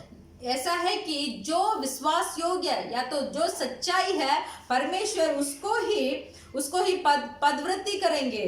நீங்க கொடுக்கப்பட்ட வேலையில जो काम आपको दिया गया है நீங்க ஆபீஸ்ல வேலை பார்க்கலாம், अगर आप ऑफिस में नौकरी कर सकते நீங்க हैं சைட்ல வேலை பார்க்கலாம், नहीं तो बाहर जगहों पे आप काम कर सकते हैं। ஒரு லேபரா நீங்க வேலை பார்க்கலாம். एक साधारण काम करने वाले व्यक्ति भी आप हो सकते हैं। அந்த வேலையில் நீங்கள் உண்மையா இருக்கும்போது अगर उस काम में अगर आप सच्चाई से रहेंगे, தேவனுக்கு முன்பதாக உண்மையுள்ள பிள்ளைகளாய் நடக்கும்போது अगर परमेश्वर यहोवा के सामने आप सच्चाई से चलेंगे, தேவன் உங்களை அதிகாரியாக மாற்றுவார். तो परमेश्वर आपको एक अधिकारी बनाएंगे। தேவன் எதிர்பார்ப்பது உண்மை.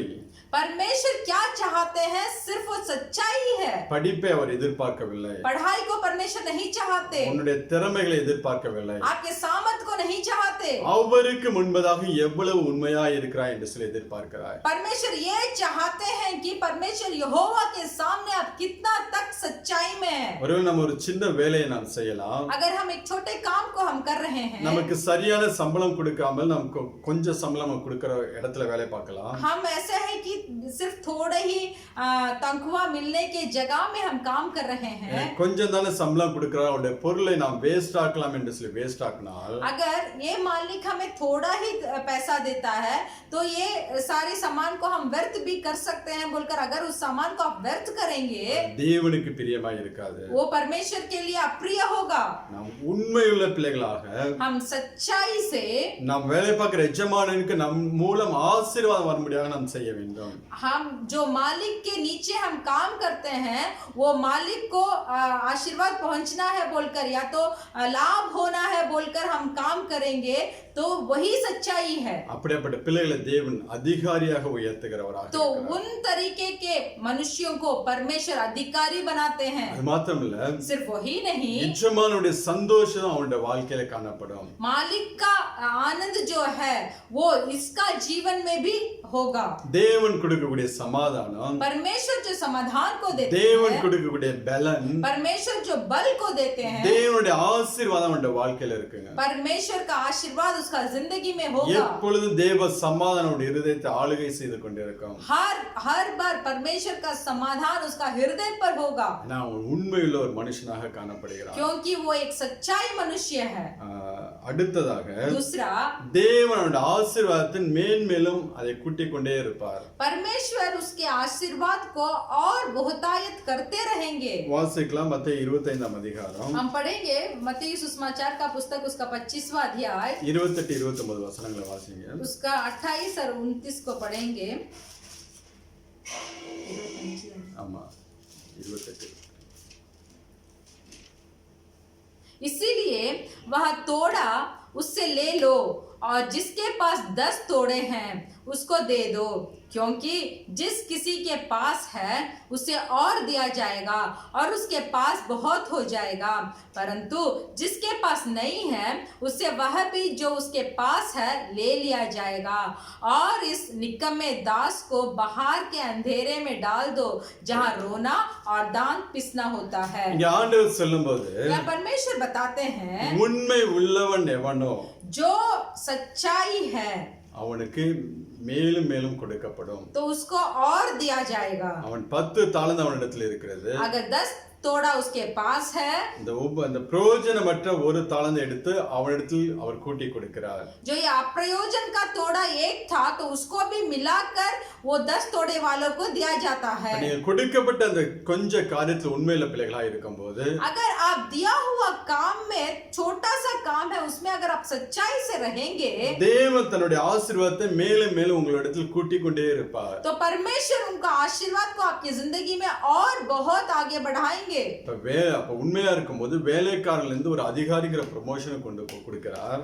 जब हम सच्चाई से रहेंगे तो नौकर से अधिकारी बनने का एक पदवृद्धि परमेश्वर हमें देते हैं। அடுத்து எஜமானுடைய சந்தோஷத்தை நம்மளோட வாழ்க்கையில கொடுக்கிறார். दूसरा, मालिक का खुश भी हमारे जिंदगी में देते हैं। மேலும் ஆசீர்வாதங்களை கூட்டி கூட்டி கொடுத்து கொண்டே இருக்கிறார். और भी आशीर्वाद को हमारे जिंदगी में बहुतायत करते हैं। இன்னைக்கு உங்க வாழ்க்கை எப்படி இருக்கிறது? आज आपका जिंदगी कैसा है? ஒவ்வொரு வருஷம் உங்களோட வாழ்க்கையில படிப்படியாய் முன்னேறி போய் கொண்டிருக்கிறீர்களா? क्या प्रतिवर्ष आपकी जिंदगी में थोड़ा थोड़ा ऊपर आशीर्वाद में बनते हैं, இல்ல ஒரே நிலைமையில் இருந்து கொண்டிருக்கிறீர்களா? नहीं तो एक ही स्थिति पर खड़े हैं, இல்ல கீழே போய் नहीं तो கொண்டிருக்கிறீர்களா? नीचे जा रहे हैं क्या? கொஞ்சம் உட்கார்ந்து உங்க வாழ்க்கையை ஆலோசிச்சு பாருங்க. थोड़ा बैठकर आपके जिंदगी को सोच कर देखिए, கர்த்தருக்குள் நீங்கள் எப்படி ஆசீர்வதிக்கப்பட்ட பிள்ளைகளாக இருக்கிறீர்கள்? परमेश्वर में आप कैसे आशीर्वाद को प्राप्त किए हैं। உங்கள் ஆவிக்குரிய வாழ்க்கையில் எப்படியாக நீங்கள் ஆசீர்வதிக்கப்பட்டிருக்கிறீர்கள்? आपके आत्मिक जीवन में आप कैसे आशीर्वाद को प्राप्त किए हैं। எப்பொழுதும் முன்னேறி போகிற பிள்ளைகளாக இருக்க வேண்டும். हर समय हमें ऊपर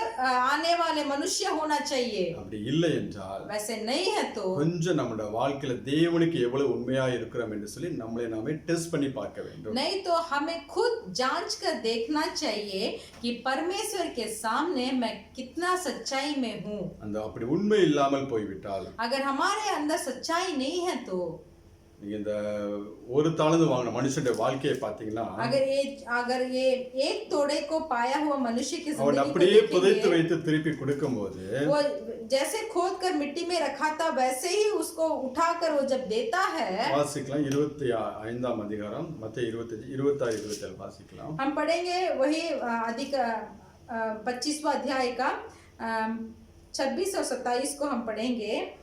उसके स्वामी ने उसे उत्तर दिया, हे दुष्ट और आलसी दास, जब तू यह जानता था कि जहां मैंने नहीं बोया वहां से काटता हूँ और जहां मैंने नहीं छींटा वहां से बटोरता हूँ, तो तुझे चाहिए था कि मेरा रुपया शरीफों को दे देता, तब मैं आकर अपना धन ब्याज समेत ले लेता।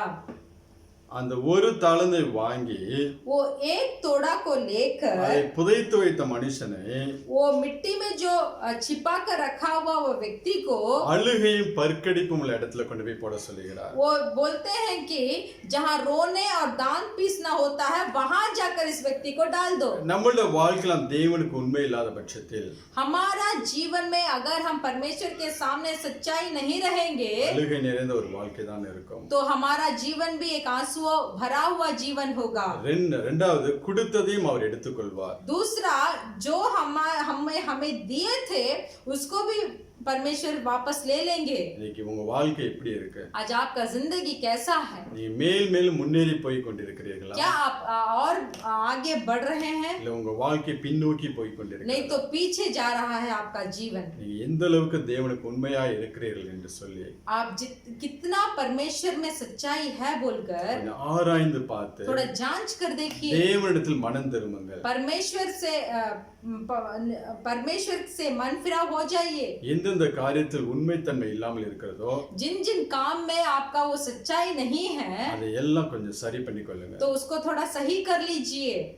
முதலாவது நாம் கொடுத்த காரியத்தில் உண்மையில உள்ளாக இருக்க வேண்டும். पहला हमने देखा जो काम हमें दिया गया था उसमें हमें सच्चाई से रहना है। இரண்டாவதாக दूसरा நாம் எடுக்கிற தீர்மானத்தில் உண்மையில உள்ளாக இருக்க வேண்டும். जो निर्णय हम लेते हैं उस निर्णय में हमें सच्चाई रहना चाहिए। தேவன் நம்மளை ஆசீர்வதிக்கும் போது परमेश्वर जब हमें आशीष करते हैं தேவனுக்கு நன்றி பலிகளை செலுத்தும்படியாக परमेश्वर को अगर हम धन्य का बलि देते हैं தேவனுக்கு நன்றி உள்ள பிள்ளைகளாக இருக்கும்படியாக परमेश्वर को अगर हम धन्य कहते हैं நாம் நம்முடைய வாழ்க்கையில சில தீர்மானங்களை எடுக்கிறோம். तो हमारे जीवन में हम कुछ निर्णय को लेते அந்த हैं। தீர்மானங்கள் நாம் உண்மையுள்ள பிள்ளைகளாக உறுதியாக இருக்கிற பிள்ளைகளாக இருக்க வேண்டும். तो जो निर्णय हम लेते हैं उस निर्णय में हमें सच्चाई से रहना चाहिए। நமக்கு தானியேலுடைய வாழ்க்கையை பார்த்தோம் என்றால் दानियेल का जीवन को अगर हम देखेंगे அந்த மனுஷனுடைய வாழ்க்கையில ஒரு தீர்மானத்தை எடுக்கிறார். वो दानियेल अपने जीवन में एक निर्णय लेते हैं। அந்த தீர்மானத்தின் நிமித்தம் மரிக்கக்கூடிய சூழ்நிலை அவருக்கு வருகிறது.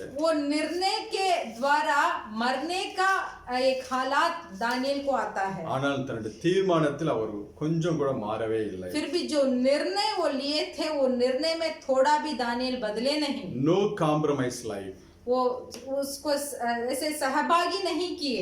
No adjustment life. वो एडजस्ट भी नहीं किए। கிறிஸ்தவ வாழ்க்கை என்பது எடுத்த தீர்மானத்தில் நிலைத்திருக்க வேண்டும். ईसाई का जीवन ऐसा है कि जो निर्णय हमने लिया है उसमें हमें खड़ा रहना चाहिए। சங்கீதக்காரன் சொல்லும்போது भजन संगीता में बताए गए தன் हैं ஆணையிட்டு நஷ்டம் வந்தாலும் वो अधिकारी के द्वारा नष्ट आया भी तो 15ஆம் சங்கீதத்தை எடுத்துக்கொள்வோம். हम पढ़ेंगे भजन संगीता का 15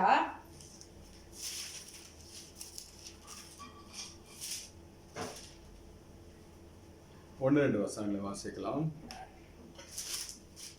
हे परमेश्वर तेरे तंबू में कौन रहेगा, तेरा पवित्र पर्वत पर कौन बसने पाएगा। वह जो खराई से चलता और धर्म के काम करता है और हृदय से सच बोलता है। 4வது வசனம் उसका 4था वचन, वह जिसकी दृष्टि में निकम्मा मनुष्य तुच्छ है और जो यहोवा के डरवयों का आदर करता है, जो शपथ खाकर बदलता नहीं, चाहे हानि उठानी पड़ी। ஆணையிட்டதில் தனக்கு நஷ்டம் வந்தாலும் जो शपथ खाकर बदलता नहीं அவன் தவறாதிருக்கிறான்.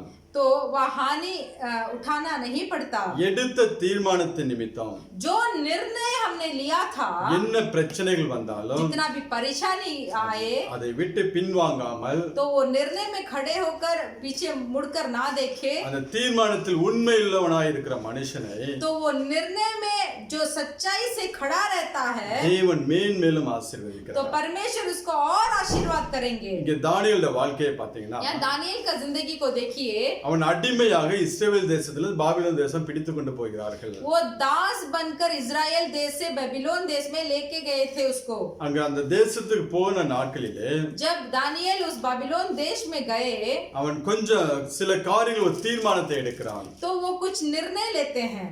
அதாவது ராஜ போஜனத்தை நான் புசிக்க மாட்டேன், ऐसा है कि राजा का भोजन को मैं नहीं खाऊंगा, எனக்கு பருப்பு கறி மாத்திரம் போதும் என்று சொல்லி मुझे दाल काफी है बोलकर ஒரு தீர்மானத்தை எடுக்கிறார். एक निर्णय को लेते அதிலே हैं। நிலைத்து நிற்கிறார். तो उस निर्णय में खड़े हैं, அதுல உண்மையிலவனாக वो இருக்கும்போது निर्णय में सच्चाई थे।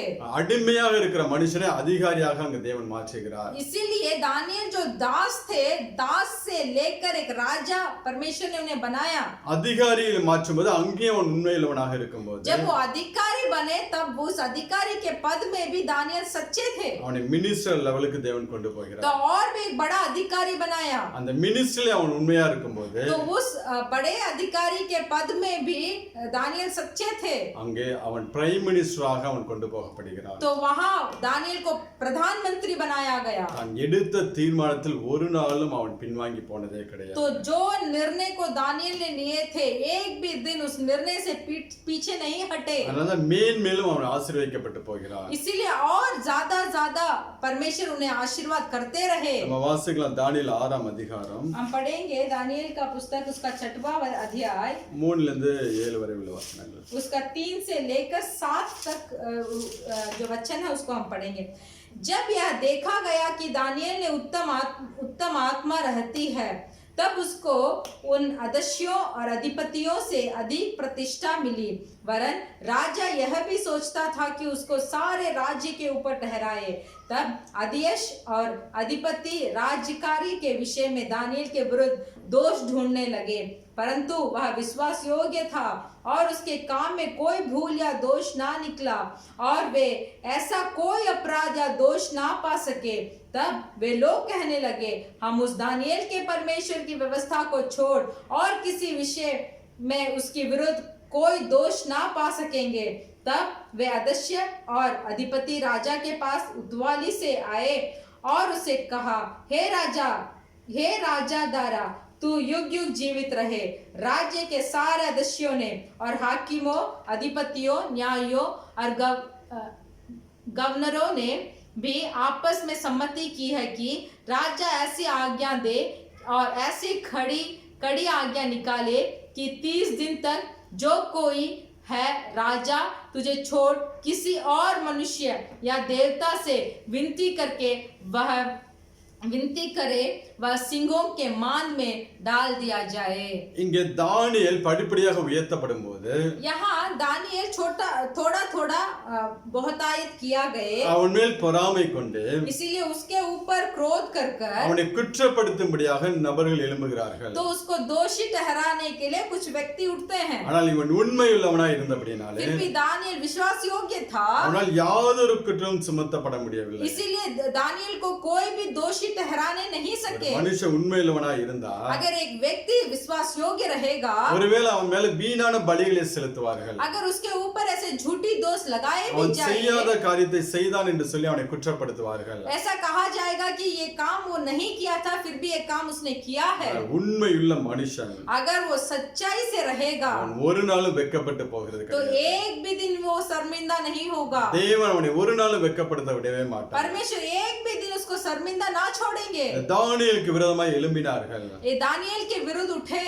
அப்ப இவனுடைய ஜெப வாழ்க்கையில் மாத்திரம் இவனை குற்றப்படுத்த முடியும் என்று சொல்லி तो वो व्यक्ति ऐसे बोले कि इसका प्रार्थना का जीवन में ही या परमेश्वर के व्यवस्था में ही इसको दोषी ठहरा सकते ஒரு हैं। தந்திரமான காரியங்களை செய்கிறார்கள். इसीलिए कुछ का चतुराई काम करते हैं। ராஜாவிட்ட போய் 30 நாளைக்கு யாரும் எந்த ஒரு தேவனை நோக்கி ஜெபிக்க கூடாது. वो ये व्यक्ति लोग क्या किए, राजा के पास जाकर बोले कि 30 दिन राजा के अलावा और कोई मनुष्य कोई देवता को नहीं विनती करेगा। ராஜாவை தவிர வேற யார்ட்டையும் எதுவும் ஜெபிக்க கூடாது என்று சொல்லி ஒரு சட்டத்தை கொண்டு வருகிறார்கள். ऐसे एक कानून का लाए कि राजा के सिर्फ और कोई देवता को विनती नहीं करना चाहिए। பாபிலோன் தேசத்துல बाबिलोन देश में ராஜா ஒரு சட்டத்தை போட்டால் अगर राजा एक कानून को लेके आए யாராலும் மாற்ற முடியாது. तो कानून को और कोई भी बदल नहीं पाएगा। ராஜாவே அந்த சட்டத்தை மாற்ற முடியாது. राजा भी वो कानून को नहीं बदल सकते। ஒரு சட்டம் போட்டால் போட்டதுதான். ये कानून को लेके आए तो लेके आया ही है, அதன்படி செய்தே ஆக வேண்டும்.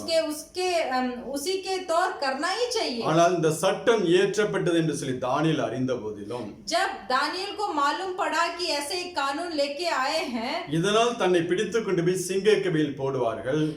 ये कानून को अगर मैं नहीं मानूंगा तो मुझे पकड़कर सिंह के मांदा में डाल दिया जाएगा। ஒருவேளை தன்னுடைய வாழ்க்கை தன் மரித்து போகக்கூடிய சூழ்நிலைக்கு அவன் தள்ளப்படலாம். ऐसा है कि मृत्यु के रास्ते में वो धकेल दिया जाएगा। இங்க தானியேலுடைய வாழ்க்கையை பார்த்தோம் यहाँ दानियल का जिंदगी को अगर देखेंगे, நல்ல ஒரு ஞான வரங்களை உடைய ஒரு மனுஷன், वो ज्ञान का वरदान प्राप्त किया हुआ एक व्यक्ति थे, நல்ல ஒரு தீர்க்கதரிசி, वो एक अच्छा भविष्यवाणी बताने वाले थे, தேசத்திலே பிரைம் மினிஸ்டர் லெவல்ல இருக்கிறார், देश में प्रधानमंत्री बने हैं। அவன் ஆவிக்குரிய வாழ்க்கையிலும் உலக பிரகாரமான வாழ்க்கையிலும் செய்ய வேண்டிய अनेक காரியங்கள் உண்டு.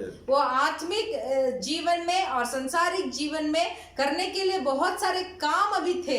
எவ்வளவோ காரியங்களை அவன் செய்து முடிக்க வேண்டும். बहुत सारे काम को उन्हें खत्म करना था। ஒருவேளை இந்த சட்டத்துக்கு விரோதமாய் அவன் போய் ஜெபித்தால், अगर इस कानून के विरुद्ध अगर दानियल प्रार्थना करेंगे எல்லாம் செய்து முடிக்காமல் போய்விடும் என்று சொல்லி तो ये सब मैं कर नहीं पाऊंगा बोलकर அவன் ஒரு நாளும் பின்வாங்கவே இல்லை. तो एक भी दिन अपने निर्णय से पीछे नहीं हटे। தன் வாழ்க்கையில் மரணமே வந்தாலும் अगर उसका जीवन में अगर मृत्यु आए भी तो தான் எடுத்த தீர்மானத்தில் பின்வாங்கவே இல்லை. जो निर्णय को दावीद ने किए थे उस निर्णय में अटल ठहरे।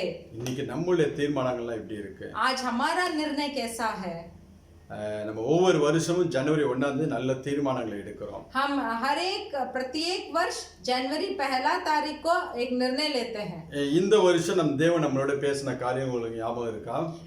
ये साल परमेश्वर हमारे साथ क्या वाचा दिया आपको मालूम है? இதோ நான் சகலத்தையும் புதிதாக்குறேன் என்று சொல்லி ஆண்டவர் நம்மளோட பேசினார். मैं सबको नया करूंगा बोलकर परमेश्वर ने हमारे साथ बात किए थे। அதற்கு தேவன் நம்மளிடத்தில் சொன்ன ஒரே ஒரு காரியம், तो इसको लेकर परमेश्वर ने एक ही काम हमसे बताए, நீ அதிகாலையில் எழுந்து என்னை தேட வேண்டும் என்று சொல்லி சொன்னார். அதிகாலையில் भोर के समय उठकर मुझे ढूंढना चाहिए बोले। இன்னைக்கு எத்தனை பேர் நம்ம அதிகாலையில் எழுந்து நம்ம தேவனை தேடுகிற பிள்ளைகளாக तो இருக்கோம்? आज भी हम में से कितने जन भोर के समय उठकर हम परमेश्वर को ढूंढते हैं? எப்பொழுதும் ஜனவரி 1 நல்ல தீர்மானங்களை எடுப்போம். हर समय जनवरी 1 तारीख को हम अच्छा निर्णय को लेते हैं। டிசம்பர் 31 दिसंबर 31 तारीख को பாவ மன்னிப்பு ஆண்டவர்ட்ட கேட்போம். तो पाप क्षमा को हम परमेश्वर से मांगते हैं। எடுத்த தீர்மானத்தில் நான் நிலைக்கவில்லை, जो निर्णय मैंने किया था मैं उसमें खड़ा ना हो पाया, நான் என்னென்ன காரியங்கள் செய்வேன் என்று சொன்னமோ அதெல்லாம் செய்யவில்லை, जो कार्य को मैं करूंगा बोलकर जो मैंने बताया था उसको मैंने नहीं किया। 31 ஆண்டவர்ட்ட பாவ மன்னிப்பு கேட்டுக்கிட்டு இருப்போம். तो 31 तारीख दिसंबर में जाकर हम पाप क्षमा का निश्चय को हम परमेश्वर से मांगेंगे। தானியேல் அப்படி இல்ல. फिर भी दानियल वैसे नहीं थे। எடுத்த தீர்மானத்தில் அவன் உண்மையுள்ளவனாக இருந்தான். जो निर्णय को उन्होंने लिया उस निर्णय में दानियल विश्वास योग्य थे। ஆனால் ராஜாக்களுக்கு முன்பதாக அவனை குற்றவாளியாக கொண்டு போய் நிறுத்தினார்கள். फिर भी राजा के सामने उसको दोषी ठहरा कर खड़े किए। ஆனால் தேவனுக்கு முன்பதாக அவன் குற்றமற்றவனாக காணப்பட்டான். फिर भी परमेश्वर के सामने दानियल निर्दोष थे। ஒருவேளை கொஞ்சம் காம்ப்ரமைஸ் ஆகி போயிருந்தால், ऐसा है कि जो कानून को उन्होंने लाया था उस कानून को थोड़ा माने हुए होते, ராஜாவுக்கு முன்பதாக குற்றமற்றவனாக காணப்படுவான். तो राजा के सामने तो वो दानियल निर्दोष ठहरेंगे, ஆனால் தேவனுக்கு முன்பதாக குற்றம் உள்ளவனாக फिर காணப்படுவான். भी परमेश्वर के सामने वो दोषी ठहरेंगे। ஆனால் தானியேல் ஒரு நாள் பின்வாங்கவே இல்லை. इसीलिए दानियल जो निर्णय लिए थे उसमें से पीछे कभी नहीं हटे। வேதத்துல பரிசுத்தவான்ற வாழ்க்கையெல்லாம் நீங்க பாத்தீங்கன்னா हमारा पवित्र बाइबल में पवित्र मनुष्य के बारे में अगर आप देखेंगे அவன் எடுத்த தீர்மானத்துல ஒரு நாள் பின்வாங்கினதே கிடையாது. तो पवित्र लोग जो थे, जो निर्णय को उन्होंने लिया था, वो निर्णय से कभी भी पीछे नहीं हटे। ஆதியாகமம் 39ஆம் அதிகாரம் उत्पत्ति का पुस्तक 39 अध्याय 9வது வசனத்தை வாசித்தோம் என்றால் उसका 9वां वचन को अगर हम पढ़ेंगे, इस घर में मुझसे बड़ा कोई नहीं और उसने तुझे छोड़ जो उसकी पत्नी है मुझसे कुछ नहीं रख छोड़ा, इसीलिए भला मैं ऐसे बड़ी दुष्टता करके परमेश्वर का अपराधी क्यों बनूं। இங்க யோசேப்பு சொல்லுகிறார், यहाँ यूसुफ बताते हैं, நான் தேவனுக்கு விரோதமாய் பாவம் செய்வது எப்படி என்று சொல்லுகிறார். वो यूसुफ बताते हैं कि मैं परमेश्वर के विरुद्ध कैसे पाप कर सकता हूँ। தன் வாழ்க்கையில ஒரு தீர்மானத்தை எடுத்திருந்தார். अपने जीवन में एक निर्णय किया था, எந்த சூழ்நிலை தேவனுக்கு விரோதமாய் பாவங்களை செய்ய மாட்டேன். जो भी हालत आए तो भी मैं परमेश्वर के विरुद्ध पाप नहीं करूंगा। யோசேப்புக்கு தெரியும், यूसुफ को मालूम है இந்த பாவத்தை செய்யாமல் போனால் ये पाप को अगर मैं ना करूंगा ஒருவேளை நம்மளை குற்றப்படுத்துவார்கள். तो मुझे दोषी ठहराएंगे, ஆனால் அதை பத்தி அவன் फिर கவலைப்படவில்லை. भी उसके बारे में वो चिंता नहीं किया। தான் எடுத்த தீர்மானத்தில் உண்மையுள்ளவனாய் இருக்கும்படியாக जो निर्णय वो लिए थे उस निर्णय के ऊपर विश्वास योग्य ठहरने के लिए, அந்த பாவ சூழ்நிலையை விட்டு அவன் ஓடுகிறவனாக இருக்கிறான். तो वो पाप के हालात से यूसुफ भागते हैं। இதன் நிமித்தம் அவன் ஜெயிலுக்கு கடந்து செல்கிறான். तो इसके निमित्त यूसुफ जेल में जाना पड़ा, ஆனால் தேவன் அங்கே அவனோட கூட இருந்து फिर भी परमेश्वर यूसुफ के साथ थे, அவனை உயர்த்துகிறவராக இருந்தார். तो उसको उसके जीवन में बढ़ाई किया। இன்னைக்கு இப்படி பாவத்துக்கு விரோதமாய் பாவத்தை எதிர்த்து நீங்க ஓடிக்கொண்டிருக்கிறீர்களா? क्या आज भी आप पाप के विरुद्ध भाग रहे हैं? இல்ல அதோட சேர்ந்து நீங்க காம்ப்ரமைஸ் ஆகி வாழ்ந்து கொண்டிருக்கிறீர்கள்? नहीं तो पाप के संग मिलकर आप भी आपका जीवन गुजार रहे हैं क्या? எடுத்த தீர்மானத்தில் நிலைத்திருக்க வேண்டும். जो निर्णय आपने लिया था उस निर्णय में खड़े रहने का। யோபு அழகாக சொல்வார், अय्यूब अच्छा से बताते हैं, 31ஆம் அதிகாரம் अय्यूब पुस्तक का 21 अध्याय 1 6 வரை உள்ள வசனங்களை வாசிக்கலாம். 1 से लेकर उसका 6 वचन तक हम पढ़ेंगे। मैंने अपनी आंखों के साथ वाचा बांधी है, फिर मैं किसी कुंवारी पर कैसे आंखें लगाऊं, क्योंकि परमेश्वर स्वर्ग से कौन सा भाग और सर्वशक्तिमान ऊपर से कौन सी संपत्ति बांटता है। क्या वह कुटिल मनुष्यों के लिए विपत्ति और अनर्थ काम करने वालों के लिए सत्यानाश का कारण नहीं है? क्या वह मेरी गति नहीं देखता और क्या वह मेरे पग पग को नहीं गिनता? यदि मैं व्यर्थ चाल चलाता हूँ या कपट करने के लिए मेरा पैर दौड़े हो, तो मैं धर्म के तराजू में तोला जाऊं ताकि परमेश्वर मेरी खराई को जान ले। இங்க யோபு சொல்லுகிறார், यहाँ अय्यूब बताते हैं, என் கண்களோடு நான் உடன்படிக்கை பண்ணி இருக்கிறேன். मैं मेरे अपनी आंखों के साथ एक वाचा बांधी நான் ஒரு है, தீர்மானத்தை எடுத்திருக்கிறேன். मैंने एक निर्णय किया है। இருக்குமா நான் கண்ணியின் மேல் எப்படி நினைவாய் இருக்க முடியும்? ऐसे रहते समय मेरे फिर मैं किसी कुंवारी पर कैसे आंखें लगाऊं? 2வது வசனத்துல சொல்லுகிறார், दूसरा वचन में बताते हैं, ஒருவேளை என்னுடைய தீர்மானத்தை நான் பின்வாங்கி போனேன் என்றால், अगर मैं किया हुआ निर्णय में अगर मैं पीछे हट जाऊं तो தேவனுடைய ஆசீர்வாதமும் परमेश्वर का आशीर्वाद அவருடைய சுதந்திரம் எனக்கு எப்படி கிடைக்கும் என்று சொல்லுகிறார். और परमेश्वर का स्वतंत्र मुझे कैसे मिलेगा बोलकर पूछते हैं। ஒரு காரியத்தை தீர்மானம் எடுத்தால் अगर एक काम में आप निर्णय किए हैं, அதை விட்டு நான் பின்வாங்கி போக கூடாது. उस निर्णय से हमें कभी भी पीछे हटना नहीं அதை चाहिए। விட்டு நான் பின்வாங்கி போனால் தேவ ஆசீர்வாதங்கள் நம்மளை விட்டு கடந்து போகும். अगर उस निर्णय से हम पीछे हट गए तो परमेश्वर का आशीर्वाद भी हमारे जिंदगी से हट जाएगा। இங்கே யோபு சொல்லக்கூடிய வார்த்தைகளை பார்த்தோம் என்றால், यहाँ अय्यूब के वचन को हम देखेंगे, 4வது வசனத்துல சொல்கிறார், 4था वचन में बताते हैं, அவர் என் வழிகளை பார்த்து वह मेरे राह को देखकर என் நடைகள் எல்லாம் எண்ணுகிறார் என்று சொல்லுகிறார். तो वह मेरे पग पग को गिनता है। அவர் நடக்கிற ஒவ்வொரு அடிகளையும் தேவன் அங்கே பார்த்து கொண்டிருக்கிறவராக இருக்கிறார். अय्यूब लेते हुए हर एक कदम परमेश्वर को मालूम है। 24 hours தேவனுடைய கண்கள் அவருடைய பிள்ளைகள் மேல் நோக்கமாக இருக்கிறது. 24 घंटे परमेश्वर के नजर उनके मनुष्य के ऊपर है। நீங்க உலக மனிதனுடைய கண்களிலிருந்து தப்பித்து விடலாம்.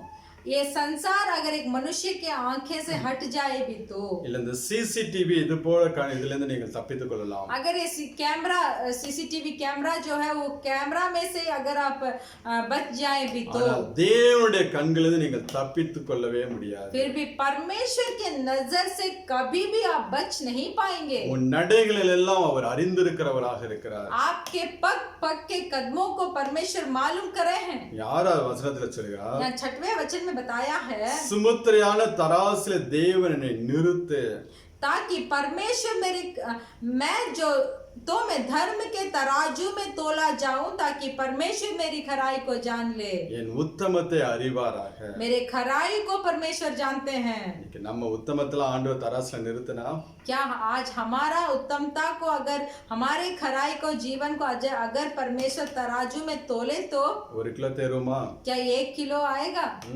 ஏதாவது கொஞ்ச நாள் வெயிட் இருக்குமா தராசுல? क्या वो तोले पर थोड़ा वजन होगा?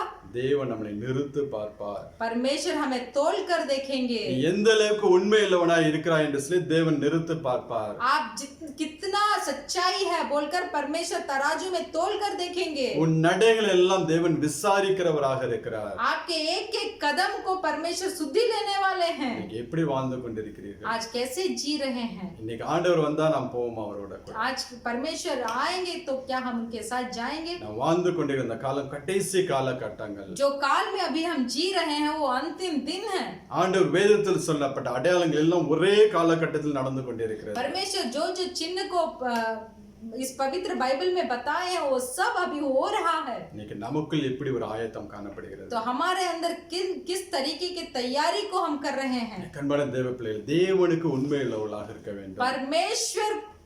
परमेश्वर को हम विश्वास योग्य रहना चाहिए। மனுஷர்களுக்கு உண்மை உள்ளவர்களாகவோ, मनुष्य के हम विश्वास योग्य नहीं, மனிதர்களை திருப்திப்படுத்துகிறவர்களாகவோ नहीं तो मनुष्य को तृप्त करने के लिए नहीं, நாம் வாழ்ந்து விடக்கூடாது. हमें ऐसे जीना नहीं चाहिए। நீங்க தானியேல் வாழ்க்கையில பார்த்தோம்னா, आप दानियेल की जिंदगी को अगर देखेंगे, அவன் எடுத்த தீர்மானத்தெல்லாம் உண்மை இல்லவனா இருந்தபடினால் जो निर्णय दानियेल ने किए थे उसमें वो सच्चाई में थे। ராஜா அவனுக்கு உதவும்படியாக முன் வருகிறார். इसीलिए दानियेल को मदद करने के लिए राजा आते हैं। ஆனாலும் தேவனே அவனுக்கு வந்து உதவி செய்கிறவராக இருக்கிறார். फिर भी परमेश्वर ही आकर दानियेल को मदद करते हैं। நீ உண்மை உள்ளவனாக இருந்தால், अगर आप विश्वास योग्य रहेंगे, உனக்கு உதவி செய்யும்படி மனிதர்கள் உன்னை தேடி வருவார்கள். आपको मदद करने के लिए सारे मनुष्य आपके पास आएंगे। அதை காட்டிலும் फिर भी தேவனே உனக்கு வந்து உதவி செய்கிறவராக இருப்பார். फिर भी उसके ऊपर अगर परमेश्वर ही आकर आपको मदद करेंगे। இங்கே சிங்க கெபில கொண்டு போய் தானியேலை போடுகிறார்கள். यहाँ सिंह के मांदा में दानियेल को डाला गया। வாசிக்கலாம் தானியேல் 6ஆம் அதிகாரம் 22வது வசனத்தில். हम पढ़ेंगे दानियेल का पुस्तक उसका 6वां अध्याय का 22वां वचन। मेरे परमेश्वर ने अपना दूत भेजकर सिंहों के मुंह को ऐसा बंद कर रखा कि उन्होंने मेरी कुछ भी हानि नहीं की। इसका कारण यह है कि मैं उसके सामने निर्दोष पाया गया, और हे राजा तेरे सम्मुख भी मैंने कोई भूल नहीं की। இங்கே தானியேல் சொல்லக்கூடிய காரியத்தை பார்த்தோம்னா, यहाँ दानियेल क्या बोलते हैं देखिए, தேவன் தம்முடைய தூதனை அனுப்பி परमेश्वर अपने दूत को भेजकर சிங்கத்தின் வாயை கட்டி போட்டார். सिंह के मुंह को बांधा। அது மாத்திரம் இல்ல, सिर्फ वही नहीं, நான் தேவனுக்கு முன்பதாகவும் मैं परमेश्वर के सामने உமக்கு முன்பதாகவும் और आपके सामने குற்றமற்றவனாக காணப்படுகிறேன். मैं निर्दोष हूँ।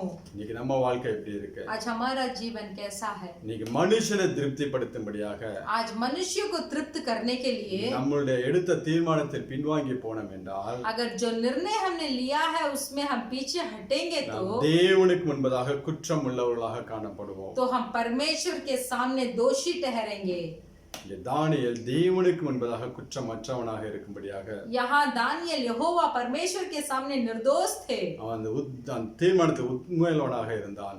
क्योंकि वो लिए हुए निर्णय में विश्वास योग्य थे। அவனை சிங்க கெபியில் போட்ட போதிலும் सिंह के मांदा में उनको डाला था, ஒரு சேதம் அவன் வாழ்க்கையில வரல. फिर भी उनके जीवन में कोई भी नष्ट नहीं आया। இன்னைக்கு நம்மளோட வாழ்க்கை எப்படியாக இருக்க வேண்டும் என்றால், आज हमारा जीवन कैसा होना चाहिए? பல பிரச்சனைகள் வரும், बहुत सारी परेशानी பல आएगी, வியாதிகள் வரும், रोग आएगी, ஈவன் கொரோனா வைரஸே வரும். ऐसा है कि कोरोना महामारी भी ஆனால் आएगी। உன்னுடைய உத்தமத்தில் நீ நிலைத்திருந்தாய் என்றால் तो अगर आपके विश्वास योग्य में आप अटल रहेंगे ஒரு சேதமும் வாழ்க்கையில வராது. तो एक भी नष्ट को आपके जीवन में आप नहीं देखेंगे। சூழ்நிலைகளை பார்த்து அவிசுவாசமாய் பேசாமல் इस हालात को देखकर अविश्वास के बातों को ना करें। தேவன் எனக்கு போதும் என்று சொல்லி நாம் நிலைத்திருந்தோம் என்றால் अगर परमेश्वर ही मुझे काफी है बोलकर हम ऐसे खड़े रहेंगे ஒரு சேதமும் இல்லாதபடி தேவன் நம்மை நடத்தி கொண்டு तो एक भी नष्ट नहीं होगी। ऐसे परमेश्वर हमारे जिंदगी में अगुवाई करेंगे। எவ்வளவு பிரச்சனை உன் வாழ்க்கையில் வந்தாலும் कितना भी परेशानी आपके जीवन में आए भी तो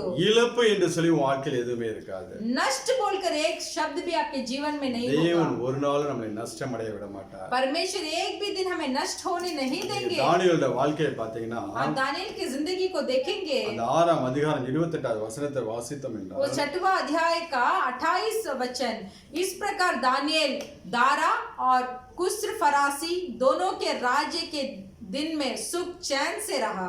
தானியேலுடைய காரியம் எப்பொழுதும் ஜெயமாக இருந்தது. दानियेल का काम हर वक्त जयवंत ही था। எப்பொழுதும் ஆல்வேஸ் हर दम, அவனுடைய காரியம் ஜெயமாகவே இருந்தது. हर पल, हर दम दानियेल का काम जयवंत ही था। அதுக்கு அவனிடத்தில் காணப்பட்ட ஒரு உண்மை தன்மை, इसका कारण उसके अंदर जो विश्वास योग्य था, वो எடுத்த தீர்மானத்தில் ஒரு உண்மை.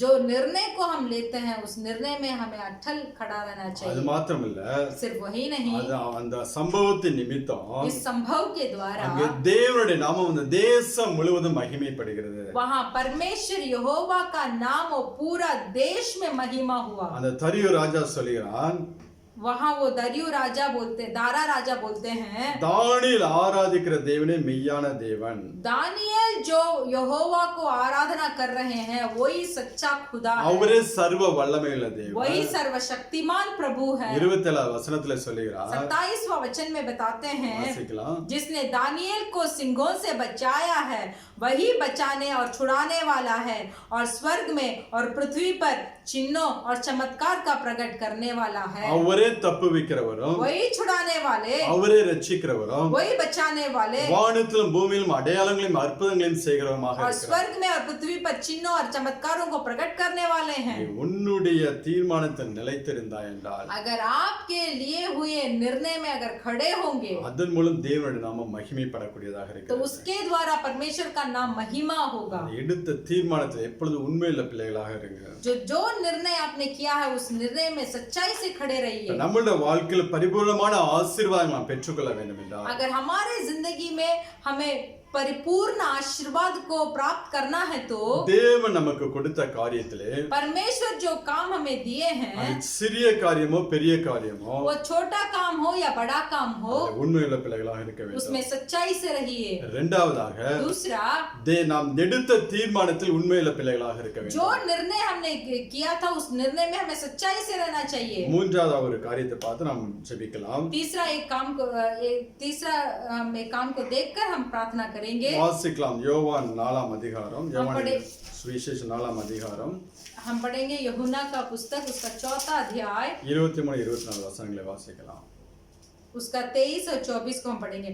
परंतु वह समय आता है, वरन अब भी है, जिसमें सच्चे भक्त पिता की आराधना आत्मा और सच्चाई से करेंगे, क्योंकि पिता अपने लिए ऐसा ही अधिकारों को ढूंढता है। परमेश्वर आत्मा है और अवश्य है कि उसकी आराधना करने वाले आत्मा और सच्चाई से आराधना करें। தேவன் தன்னை தொழுது கொள்ளுகிற பிள்ளைகள் परमेश्वर को जो दंडवत करते हैं அவர்களை ஆவியோடு உண்மையோடும் தொழுது கொள்ளும்படியாக இருக்க வேண்டும் என்று விரும்புகிறார். परमेश्वर क्या चाहते हैं? जो व्यक्ति उसकी आराधना करते हैं वो आत्मा और सच्चाई से आराधना करना चाहिए। தேவன் ஆவியாய் இருக்கிறார். परमेश्वर आत्मा में है அவரை தொழுது கொள்ளுகிறவர்கள் ஆவியோடும் உண்மையோடும் அவரை தொழுது கொள்ள வேண்டும். और अवश्य है कि उसकी आराधना करने वाले भी आत्मा और सच्चाई से आराधना करना चाहिए। ஆராதனை என்பது आराधना का मतलब சபைக்குள்ள நாம் தேவனை பாடி துதிப்பது மட்டுமல்ல, सिर्फ कलीसिया के अंदर परमेश्वर को गा कर स्तुति करना ही नहीं, நம் அனுதின வாழ்க்கையிலே हमारा प्रतिदिन जीवन में நம்முடைய கிரியைகள் மூலம் हमारे काम के द्वारा தேவனை மகிமைப்படுத்துகிற பிள்ளைகளாக இருக்க हम வேண்டும். परमेश्वर को महिमा देने वाला होना चाहिए। அதுதான் உண்மையான ஆராதனை. वही है एक सच्ची आराधना। சபைக்குள் ஆராதிப்பது ஆராதனையில் ஒரு 10% என்று சொல்லலாம். हम कलीसिया के अंदर जो आराधना करते हैं वो हम करने वाले आराधना में सिर्फ 10 गुना है। பாக்கி 90% உன்னுடைய மற்ற சபைக்கு வெளியே நீ வாழக்கூடிய வாழ்க்கையில் தான் ஆராதனை இருக்கிறது. बाकी का 90 गुण जो है आप कलीसिया के अंदर कैसे जीते हैं वही है। சபைக்கு உள்ளே நம்முடைய வாழ்க்கை எப்படி இருக்கிறது, कलीसिया के अंदर हमारा जीवन कैसा है, சபைக்கு வெளியே நம்முடைய வாழ்க்கை எப்படி இருக்கிறது, कलीसिया के बाहर हमारा जिंदगी कैसा है, ரெண்டு ஒரே மாதிரி இருக்கா? दोनों एक तरह है क्या? சபைக்குள்ள நாம் துணிந்து எந்த ஒரு பாவத்தையும் செய்ய மாட்டோம். कलीसिया के अंदर हम ऐसे कोई पाप को नहीं करते ஏன்னா தேவன் உலாவிக் கொண்டிருக்கிறார். क्योंकि वहाँ परमेश्वर वास करते हैं। தேவ பிரசன்னம் அந்த இடத்துல இருக்கிறது. परमेश्वर की उपस्थिति वहाँ है। ஒரு பயமும் ஒரு நடுக்கமும் நம்ம இடத்துல காணப்படும். क्योंकि हमारे ऐसा है तो हमारे अंदर एक डर और कांपते हुए हम बैठते हैं। அதே பயமும் நடுக்கமும் நாம் சபையை விட்டு வெளியே இருக்கும்போது காணப்படுகிறதா? तो वही भय और जो कांपते हैं परमेश्वर के ऊपर वो कलीसिया के बाहर हमारे अंदर है क्या? அது ரெண்டுலயும் வித்தியாசம் இருந்துச்சுன்னா अगर उस दोनों में फर्क होगा तो நம்மள்ட்ட உண்மை கிடையாது. हमारे अंदर सच्चाई नहीं है। அவரை தொழுது கொள்ளுகிற பிள்ளைகள் जो परमेश्वर की आराधना करते हैं ஆவியோடு உண்மையோடும் தொழுது கொள்ள வேண்டும் என்று சொல்லி விரும்புகிறார். तो परमेश्वर चाहते हैं कि उनके आराधना करने वाले आत्मा और सच्चाई से करें। சபைக்கு உள்ளேயும் சபைக்கு வெளியும் ஒரே மாதிரியான வாழ்க்கை இருக்க வேண்டும். कलीसिया के अंदर और कलीसिया के बाहर एक ही तरीके का जिंदगी होना चाहिए। எப்பொழுது நம்மளிடத்தில் ஒரே மாதிரியான ஒரு நிலைப்பாடு இருக்க வேண்டும். हमारे अंदर एक क्या बोलते सही तरीके का एक नियम होना चाहिए। அதாவது நம்மளை சுற்றி மனிதர்கள் இருந்தாலும், हमारे चारों ओर अगर मनुष्य है भी तो, நம்மளை சுற்றி மனிதர்கள் இல்லாமல் இருந்தாலும், अगर चारों ओर मनुष्य नहीं है भी तो அந்த வாழ்க்கை ஒரே மாதிரி இருக்க வேண்டும். तो हमारा जिंदगी एक ही तरह होना चाहिए। எத்தனை பேர் உங்க மொபைலுக்கு லாக் போடாம இருக்கீங்க? आप में कितने जन आपके मोबाइल में लॉक नहीं डाले हैं? ஏன் மொபைலுக்கு லாக் இல்ல? मेरा मोबाइल में लॉक नहीं है। யார் வேணா ஓபன் பண்ணி பாத்துக்கலாம். जो चाहते हैं वो खोल कर देख सकते हैं। நான் ஒன்லி பிள்ளைங்க எடுக்கும்போது மட்டும் திட்டுவேன். मैं अगर मेरे बच्चे उसको लेते हैं तब मैं डांटता हूँ, ஏன்னா சில இம்பார்ட்டன்ட் டாக்குமெண்ட் இருக்கும். क्योंकि कुछ मुख्य डॉक्यूमेंट मैं वहाँ रखा हूँ। சிலப்போ வாட்ஸ்அப்ல ஏதாவது சகோதரர் மெசேஜ் அனுப்பிச்சிருப்பாங்க. ऐसा है कि व्हाट्सएप में कोई भाई मुझे मैसेज भेजे होंगे, அதாவது டெலீட் பண்ணிடுவாங்க மட்டும் தான் நான் திட்டுவேன் ஒழிய, तो अगर वो ऐसे जानबूझे उसको डिलीट कर देंगे इसीलिए मैं उनको डांटूंगा, மொபைலுக்கு நான் லாக்கே போடல. इसलिए मेरा मोबाइल को मैं लॉक नहीं डालता हूँ। எத்தனை பேர் லாக் போட்டு சுத்துறீங்க? आप में कितने जन मोबाइल में लॉक डालकर घूमते हैं, ஃபிங்கர் பிரிண்ட் வர வச்சுக்கிறீங்க. फिंगरप्रिंट भी लगा देते हैं, ஏன்னா அந்த அளவுக்கு உண்மை இல்லாமல் வாழ்ந்து கொண்டிருக்கிறீங்க. क्योंकि उतना तक बिना सच्चाई से आप जी रहे हैं। அது உண்மையான ஒரு ஆராதனையா இருக்குமா? तो क्या वो एक सच्ची आराधना होगी? சபைக்கு உள்ளே சபைக்கு வெளியே ஒரு மாய்மாலமான ஒரு வாழ்க்கை நம்ம இடத்துல காணப்படுகிறது. तो हमारे अंदर एक कलीसिया के अंदर या कलीसिया के बाहर ऐसे ही एक हम जादूगरी की एक जिंदगी को हम जी रहे हैं। அது எதுவுமே இருக்க கூடாது. वैसे नहीं होना चाहिए। சபைக்குள்ள இருக்கக்கூடிய அதே பயபக்தி நாம் வெளியில உலகத்துல வாழும்போது இருக்க வேண்டும். तो कलीसिया के अंदर कैसे हम भय और भक्त से जीते हैं वैसे ही बाहर भी हमें जीना चाहिए। இந்த புதிய ஏற்பாட்டு காலத்திலே नया नियम के काल में தேவ பிரசன்னம் நமக்குள்ளே காணப்படுகிறது. परमेश्वर की उपस्थिति हमारे अंदर होता है। நாமே தேவனுடைய ஆலயமாக இருக்கிறோம். हम ही परमेश्वर की कलीसिया है। நாம் செல்லுகிற இடங்களில் நாம் செய்யக்கூடிய காரியங்களில் தேவன் மகிமைப்படுகிறவராக இருக்க வேண்டும். जहाँ कहीं हम जाते हैं जो काम हम करते हैं वहाँ परमेश्वर को महिमा होना चाहिए, அதை நாம் சரிப்படுத்திக் கொள்ள வேண்டும். तो उसको हमें सही करना चाहिए। இன்னொரு அடுத்த காரியம், और दूसरा, கணவன் மனைவி உறவுல உண்மையுள்ள பிள்ளைகளாக இருக்க வேண்டும். पति और पत्नी के रिश्ते में हमें सच्चाई से रहना चाहिए। ஒருவருக்கு ஒருவர் வெளிப்படையாக உள்ளவர்களாக இருக்க வேண்டும். एक दूसरे के ऊपर हमें ऐसे कोई गुप्त नहीं होना चाहिए। ஆனால் அதுல ஒரு காரியம் நாம் ஞானமாக செய்ய வேண்டும். इसलिए एक काम को हमें ज्ञान के साथ करना நம்முடைய चाहिए। வாழ்க்கை துணைக்கு हमारे जो जीवन साथी है, எந்த ஒரு காரியத்தை மறைக்க வேணுங்கிற எண்ணம் நமக்கு இருக்க கூடாது. हमारे जीवन साथी से कोई भी काम हमें छिपाना चाहिए बोलकर ऐसे इरादा हमें हमारे अंदर नहीं होना चाहिए। ஆனால் அதே நேரத்துல फिर भी उसी समय சில காரியங்கள் நாம் அவரிடத்தில் சொன்னால் कुछ काम को अगर हम उनसे बताएंगे, அவர்கள் பலவீனத்தை நிமித்தம் उनके बलहीन के लिए, அவருடைய இன்மெச்சூரிட்டி நிமித்தம் उनका बुद्धि ठीक नहीं है इसके लिए, தேவையில்லாத பிரச்சனைகள் வருவதாக இருக்கும் என்றால் अगर वो परेशानी बहुत ज्यादा होगी तो அதை கொஞ்ச காலம் சொல்லாமல் उसको थोड़ा दिन उसको छिपा कर रखिए, பிறகு நீங்கள் சொல்லலாம். फिर उनको बता सकते हैं. ஆனா மறைக்க வேண்டும், மூடி மறைக்க வேண்டும்ங்கிற எண்ணம் நமக்குள்ள இருக்கக்கூடாது. नहीं, उस वो काम को हमें छिपा कर ही रखना चाहिए बोलकर ऐसे इरादा हमारे अंदर नहीं होना चाहिए. கணவன் மனைவிக்கு உண்மையுள்ளவனாக இருக்க வேண்டும். पति पत्नी के लिए सच्चाई से रहना चाहिए. மனைவியும் கணவனுக்கு உண்மையுள்ளவர்களாக இருக்க வேண்டும். पत्नी भी पति के लिए सच्चाई से रहना चाहिए. ஒளிவு மறைவு இல்லாத ஒரு வாழ்க்கை, बिना गुप्त का एक जीवन होना चाहिए. ஏற்கனவே ஒரு பிரசங்கத்துல சொல்லியிருக்கேன். मैं इसके बारे में पहले भी एक संदेश में मैं बताया हूँ. அதுதான் ஏதேன் தோட்ட வாழ்க்கையின் அனுபவம். वही है एदेन बगीचा का एक अनुभव है. ஒளிவு மறைவு அற்ற ஒரு வாழ்க்கை தான் ஏதேன் வாழ்க்கை. बिना गुप्त का एक जीवन ही था एदेन का जो जिंदगी. அவர்களுக்குள்ள ஒரு ஆடை ஒரு துணியும் இல்லாமல் அவர்கள் அத்தனை ஒளிவு மறைவு அற்றவர்களாக வாழ்ந்தார்கள். तो उनके आदम और हव्वा के पास उनके पास कपड़े नहीं थे, ऐसे बिना गुप्त के वो जी रहे थे. தேவ பிரசன்னம் அந்த தோட்டத்திலே எப்பொழுதும் இருந்து கொண்டிருந்தது. परमेश्वर की उपस्थिति उस बगीचा में हर पल था. ஒவ்வொரு நாளும் தேவன் அவளோட வந்து உறவாடுகிறவராக இருந்தார். प्रतिदिन परमेश्वर आके उनसे बात करते थे. இப்ப இன்றைக்கு நம்மளுடைய குடும்பங்கள் அப்படியே ஆசீர்வதிக்கப்பட வேண்டும் என்றால், तो आज भी हमारे परिवार इस तरीके के आशीर्वाद को प्राप्त करना है तो கணவன் மனைவிக்குள்ள ஒளிவு மறைவு அற்ற வாழ்க்கை இருக்க வேண்டும். पति और पत्नी के बीच कोई भी गुप्त का चीज नहीं रहना चाहिए. ஒருவருக்கொருவர் உண்மையுள்ளவர்களாக இருக்க வேண்டும். एक दूसरे में एक सच्चाई होना चाहिए. அப்படி இருக்கும்போது தேவன் இன்னும் நம்மளை ஆசீர்வதிக்கிறவராக இருக்கிறார். तो वैसे हम रहेंगे तो परमेश्वर और भी हमें आशीष करेंगे. நாம் தேவனுக்கு கொடுக்கக்கூடிய காரியத்திலும், परमेश्वर को जो हमें देना है, காணிக்கை தசம பாகத்திலும், जो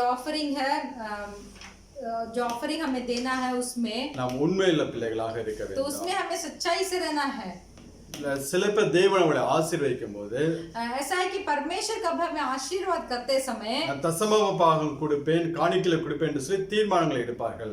हम ऐसे निर्णय करेंगे कि मैं परमेश्वर को भेंट ही दूंगा बोलकर हम निर्णय करेंगे. ஆனா இன்றைய காலத்தில் நிறைய தவறான உபதேசங்கள் உலாவிக் கொண்டிருக்கிறது. फिर भी आज के दिन में बहुत गलत उपदेश आ रहे हैं. புதிய ஏற்பாட்டுல தசம பாகம் கிடையாது என்று சொல்லுகிறார்கள். बोलते हैं कि नया नियम में दशांश जो है वो नहीं है. அது கொடுக்க வேண்டியதில்லை என்று சொல்லுவார்கள். तो नया नियम में बोलते हैं कि दशांश देना आवश्यक नहीं है. அதை கேட்டு எடுத்த தீர்மானத்தை விட்டு பின்வாங்கி போய்விடக் கூடாது. तो वो उपदेश को सुनकर जो निर्णय हमने लिए थे कि हम भेंट देंगे, दशांश देंगे, ऐसे जो निर्णय हम लिए थे उस निर्णय से कभी पीछे नहीं हटना चाहिए. பிசாசு शैतान जो है, பாவத்துல தள்ளிதான் பரிசுத்த குலைச்சலாக்குவான் என்று நினைக்காதீர்கள். आप ऐसे मत सोचिए.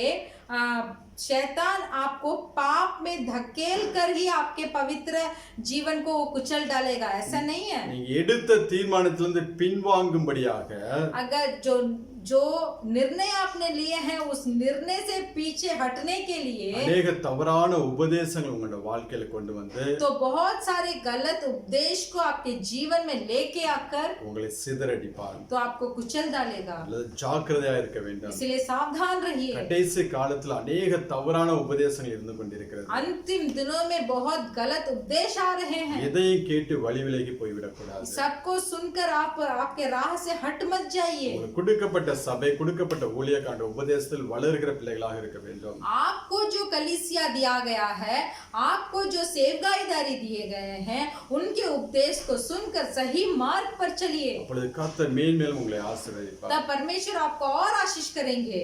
எங்கும் நாம் உண்மையுள்ள பிள்ளைகளாக இருக்க வேண்டும். तो हर काम में हमें सच्चाई से रहना चाहिए. இன்னொரு ஒரே ஒரு காரியத்தை சொல்லி और முடிக்கிறேன். एक काम को मैं बताकर मैं खत्म करूंगा. பகல் முழுவதும் दोपहर के समय में நம்மளோட வாழ்க்கை எப்படியாக இருக்கிறதோ, सुबह के समय में हमारा जीवन कैसा होता है, நாம் பகல் முழுவதும் யாரோடு வாழ்ந்து கொண்டிருக்கிறோமோ, हम दिन में किसके साथ हम जीते हैं, அதாவது தேவனோடு நாம் வாழ்ந்து கொண்டிருந்தோம் என்றால், अगर हम दिन के समय में परमेश्वर के साथ अगर हम जीते हैं, நாம் செய்யக்கூடிய காரியங்கள், मैं जो करता हूँ, நம்முடைய கிரியைகள், हमारा क्रिया, நம்முடைய வாயின் வார்த்தைகள் हमारा मुंह के शब्द எல்லாம் தேவனை மகிமைப்படுத்தும்படியாக, सब परमेश्वर को महिमा देने के लिए, தேவனை பிரியப்படுத்தும்படியாக இருந்தால், परमेश्वर परमेश्वर को प्रिय करने के जैसा होगा तो தேவனோட வாழ்ந்து கொண்டிருப்போம். हम परमेश्वर के साथ जीते हैं. இல்ல இந்த உலகத்தின் பாவங்களை அனுபவித்து नहीं तो इस संसार के पाप को अनुभव कर कर நல்ல சினிமா பார்த்து கொண்டு अच्छा सिनेमा देखकर ஃப்ரெண்ட்ஸுகளோட மால் எல்லாம் சுத்தி கொண்டு दोस्त के साथ जाकर मॉल सब घूमने के बाद உலக இச்சைகளை நிறைவேற்றி கொண்டிருந்தோம் என்றால் संसारिक का इच्छा को अगर हम पूरा करेंगे பிசாசோட வாழ்ந்து கொண்டிருப்போம். तो हम शैतान के साथ जीते हैं. அப்ப நீங்க பகல்ல யாரோட வாழ்ந்து கொண்டிருக்கிறீர்களோ तो आप दिन में किसके साथ जीते हैं நைட்டு அவங்க உங்களோட வாழ்வாங்க. तो रात में वो आपके साथ जिएंगे. தூங்கும் போது நல்ல கனவுலாம் வரும் பாத்தீங்களா? सोते समय अच्छा सपना सब आएगा, देखे हैं? நல்ல ஜெப வாழ்க்கை இருந்ததுன்னா अच्छा प्रार्थना का जिंदगी होगा நாம் தூங்கும் போது தேவன் நம்மளோட பேச ஆரம்பிப்பார். तो हम सोते समय परमेश्वर हमसे बात करेंगे. நாம் தூங்கும்போது நம்முடைய சரீரத்துக்கு மாத்திரம் தான் இளைப்பாறுதல். जब हम सोते हैं तो वो हमारा शरीर को ही थोड़ा तसल्ली देता है. ஆனால் நாம் தூங்குற நேரத்தில் நம்முடைய ஆத்மா நம் யாரோட வாழ்ந்து கொண்டிருக்கோமோ அவங்களோட உறவாடி கொண்டிருக்கும். फिर भी जब हम सोते हैं तो हमारा आत्मा जिसके साथ हम जीते हैं उनके साथ बातचीत करता रहेगा. யாரோட நீங்க வாழ்ந்து கொண்டிருக்கீங்களோ அவர்கள் உங்களை ராத்திரி தேடி வருவாங்க. तो दिन में किसके साथ आप जीते हैं वो रात में आपको ढूंढ कर आएंगे. தேவனோட வாழ்ந்தா தேவன் வந்து உங்களோட பேசுவார். आप परमेश्वर के साथ जिएंगे तो परमेश्वर आके आपसे बात करेंगे. உங்க குடும்பத்தை குறித்து பேசுவார். आपके परिवार के बारे में करेंगे. எதிர்காலத்தை குறித்து பேசுவார். भविष्य के बारे में बात करेंगे. தேவ ரகசியங்களை வெளிப்படுத்தி கொடுப்பார். परमेश्वर का गुप्त के बारे में आपसे बात करेंगे. பிசாசோட வாழ்ந்து கொண்டிருந்தா अगर शैतान के साथ आप जी रहे हैं நைட்டு வந்து रात में आकर சொப்பனத்துல स्वप्न के द्वारा உங்களுடைய சமாதானத்தை கெடுக்கக்கூடிய எல்லா சொப்பனங்களையும் கொண்டாந்து போடுவான். आपके समाधान को तीतर बीतर करने वाले सारे परेशानियों को लेके आएगा. சில பேர் நைட் அந்த கெட்ட கனவுகளை கண்டு அலறி எந்திரிக்கிறீங்க பாத்தீங்களா? कुछ जन बुरा सपना को देखकर चिल्लाकर उठते हैं ना. கொஞ்சம் உங்க வாழ்க்கையை யோசிச்சு பாருங்க. तो आपके जीवन को आप सोच कर देखिए. பகல் முழுதும் யாரோட செலவு பண்ணீங்க?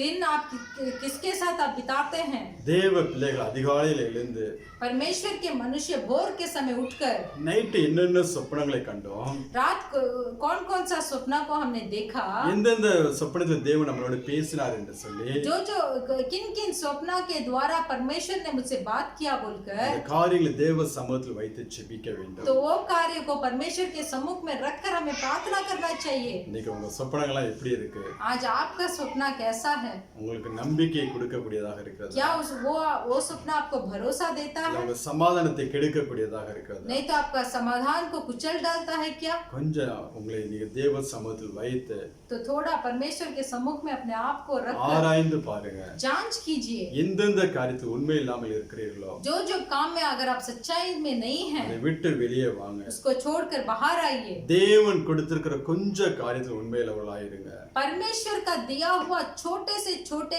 काम में आप सच्चाई से रहिए. தேவன் உங்களை அதிகாரியாக तो உயர்த்துவார். परमेश्वर आपको अधिकारी में बढ़ाई करेंगे. அதிகாரியாய் உயர்த்தும் போது अगर आप अधिकारी बन ஒரு जाएंगे பொசிஷன் தேவன் கொடுக்கும் போது तो एक पद को अगर परमेश्वर आपको देंगे காம்ப்ரமைஸ் அட்ஜஸ்ட்மென்ட் லைஃப்க்கு வந்து விடக்கூடாது. तो एक कॉम्प्रोमाइज के लाइफ में आप मत आइए.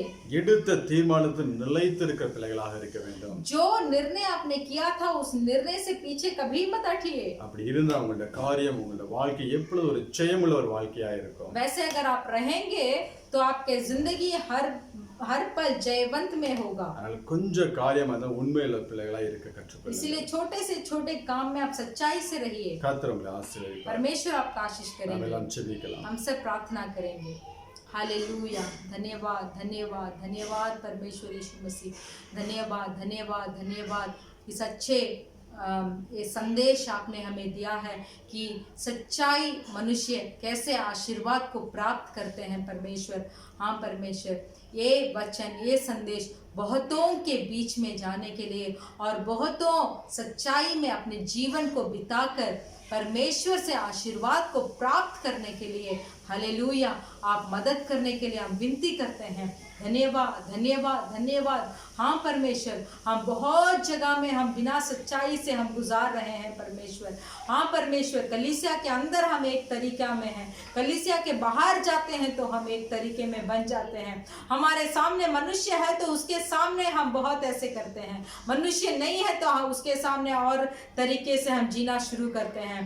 परमेश्वर, हमारे अंदर ये दो व्यक्ति का जीवन जो है उससे हर एक को छुटकारा दीजिए। हाँ परमेश्वर, जो भी काम आपने हमारे जिंदगी में दिए हैं उस काम में हमें सच्चाई से रहने का है परमेश्वर। जो भी आशीर्वाद आप हमने दिए हैं उस आशीर्वाद के द्वारा और बहुतों को आशीर्वाद देने के लिए हमें प्रयोग का पात्र बनाइए परमेश्वर।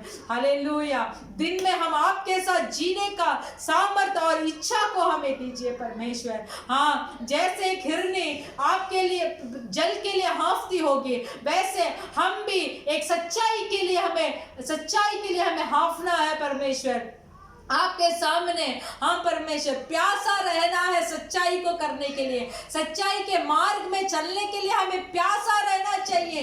पल पल हमें इस सच्चाई में ध्यान रहना चाहिए परमेश्वर। अब तक अगर हमारे जीवन में बढ़ाई नहीं हो, अब तक अगर शैतान हमारे जीवन में हमारा समाधान को कुचल दिया हो तो परमेश्वर यीशु मसीह के नाम से हम उसको इनकार कर आज से एक सच्चाई का जीवन को जीने का प्रयत्न हम उठाए परमेश्वर, प्रयास हम करें परमेश्वर।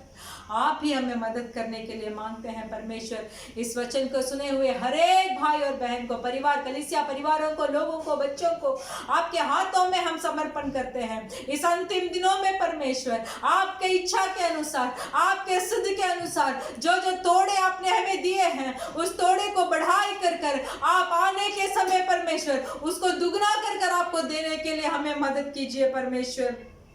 कभी भी आपके दिए हुए तोड़ों को परमेश्वर हम मिट्टी को खोद कर उसके अंदर ना छिपाए परमेश्वर। हमें मदद कीजिए, हर एक भाई और बहन को मदद कीजिए। हालेलुया। धन्यवाद करते हैं, हमारे अबू उमर के कलीसिया को आपके हाथ में समर्पण करते हैं, सेवगा इदारी को आपके हाथ में समर्पण करते हैं। आप ही अगुवाई करें, पास्टर जी, उनके परिवार, बच्चों लोग सबको आपके हाथ में समर्पण करते हैं। ज़रूरतों को पूरा करें और भी बहुतों को रोशनी में अगुवाई करने का सामर्थ्य से आप हमें भरने के लिए हम विनती करते हैं परमेश्वर। आप ही हमें भरें, आप ही हमें अगुवाई करें, आप ही को हम महिमा करने के लिए हमारा जीवन को हम समर्पित करते हैं परमेश्वर। यीशु मसीह के नाम से मांगते हैं पिता, आमीन। കർത്താവായ യേശുക്രിസ്തുവിന്റെ കൃപയും हमारा यीशु मसीह का कृपा, പിതാവായ ദൈവത്തിന്റെ അൻപും पिता परमेश्वर का प्रेम, പരിശുദ്ധ ആവിയുടെ അന്യോന്യ ഐക്യം पवित्र आत्मा का सौभाग्यता ഇന്നും ഇന്നും നാം അനേവരോട് കൂടെ ഇരുப்பதாக हर पल हमारे साथ होते रहे। ആമേൻ। आमीन। Hallelujah hallelujah hallelujah hallelujah. जय मसीह। जय मसीह।